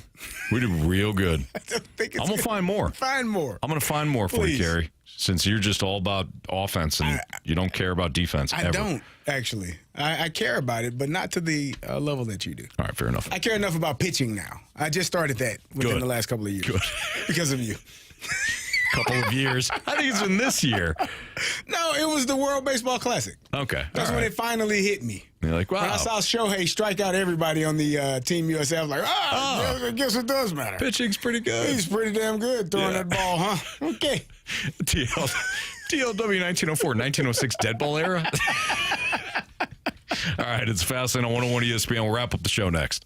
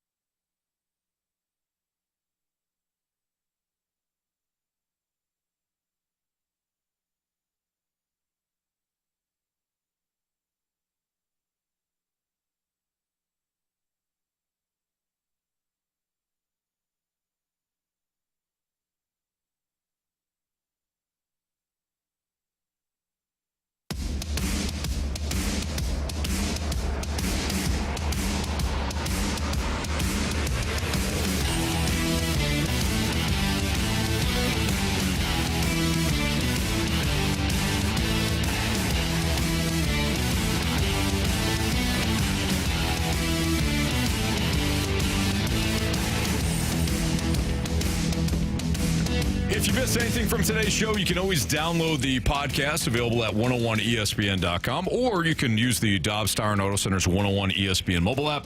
All the podcasts, of course, brought to you by Schaefer Door Company. Time to find out what everybody learned today, starting with our guy, Carey Davis. Yeah, for all these years, I thought Anthony was a great guy. Oh, thank you. And I learned today that he beats up great guys, because Michael was an awesome dude, and Anthony beat the hell out of him in the Gauntlet. No, it was a battle. And took pride. No, I didn't. You didn't want to lose. You was like, I got to beat this guy. I'm like, Anthony's a good guy. He's like, I don't care. He's a great guy. Michael was awesome. He did a great job. Thanks, And Carey. you beat the hell out of him, Anthony. Come on, man. What I learned was I do feel bad even after a win. Today was the first time. The first time You did actually feel bad. You're I like, actually felt bad for winning in the gauntlet. bad enough to lose? No, Yeah, no, never, exactly. never. No, not a chance in hell. But I did feel bad. Like there was a moment where I was like, yeah, God, Mike was celebrate. such a nice guy. He was a really good night. Marsh Really should good have guy. played him. Yeah. Yeah. That's why he didn't play Marsh. No, yeah. He knew. He knew. Like, I am an awesome human being, and Marshy is going to beat the hell out of It me. would have been 8 Cobb. Probably. Yeah. Easily. Marsh, what'd you learn today? Anthony, I knew you were a psychopath, but Thank you. not to the degree of throwing a softball, or maybe it was a baseball. It was a baseball, yeah. Throwing a baseball into the other team's dugout for chirping you. Yeah. I was pissed. Yeah. Yeah. I've never heard that Yeah, one I missed before, that. but it doesn't Yeah, come to you're a right. surprise. Yeah. My daughter is out of town and had a hotel Had a issue. situation. Yeah, I'm like, Yeah. I had to go. It was the like, whole- I'm at work. She's like, I need your help. Okay. That's one of those, the phone's ringing. Like when Killian, when he was real young, we didn't know he had a tree nut allergy. Yeah. And my sister-in-law, Karen, was calling me. Like something's going on. And in the show, I go, this is not good. Yeah. And it wasn't. She was like, don't panic, but Killian's in the back of an ambulance right now. Oh, no. Yeah. Tree Don't nut panic. allergy. Yep. Yeah. Anyways, that was on the heels of the conversation that we had about the umpire and the refs and all that. You zipped one into the dugout? Yeah, because I'd caught a foul ball, or I caught a fly ball, but I was kind of like, I got turned around or did something, and as I was catching it, I kind of fell and put my hands down. Mm-hmm. The umpire thought I'd picked up the ball. Oh. That's why I did that, but I had it in my glove the entire time, so I lost it. And then same inning. This was right after college. I was playing in a men's league with buddies in Chicago. So same inning, I get a fly ball and I'm screaming at the ump, "You watching this one? You watching this one?" And I caught it. When I caught it, the other team mocked me. Oh, really? So I crow hopped and zipped one in there? Yeah, they were not happy. A little bit of not a brawl, but a little bit of a stupid, testosterone. Don't clap chant. anymore. Exactly. Anyways, Marsh. Yes. What do you got for us, kid? I'm going to text from the 618. School's out here in ABQ. I'm assuming that's Albuquerque. Mm-hmm. Means I finally get to listen live. Solid show, boys. Thank you. Thank you Appreciate for it. teaching or being doing whatever you're in doing. school, Or a being parent. a principal or a parent, whatever. I you're assume doing. they're a teacher because school's out. Usually those are teachers that are that's saying true. that. Yeah. Teachers are. They should get all the raises in the world. If you listen, You're teaching the Utes. if God blessed you to teach, you should be paid a lot of money. Well said. 3 stars of the day. It's time for the Fast Lane's 3 Stars of the Day. Presented by Circus Sports Illinois. Sports betting the way it should be. Our 3rd star of the day is going to go out to Joe Blow for one of the more dynamic mic drops that we've ever received on this show. And that was brought to light today once again. Way to So go, shout out to Joe Blow. 2nd star of the day Really goes out funny. to Anthony's food analogies. Yeah, thank you. Thanks, guys. Restaurants. Absolutely. Yes. Yep, tacos. And unfortunately, this person did not win in the gauntlet, but they were one nice fella. Yeah. And that is Micah. So Micah's getting Shout our out to first star of Micah, the day. first star. Nice job, Micah. Boy, that was the first time I think we handed one of those out after an L, but he deserved it. He's a good, great guy. For Andrew Marsh, Carey Davis, the sick Jamie Rivers, I'm Anthony Stalter. See you.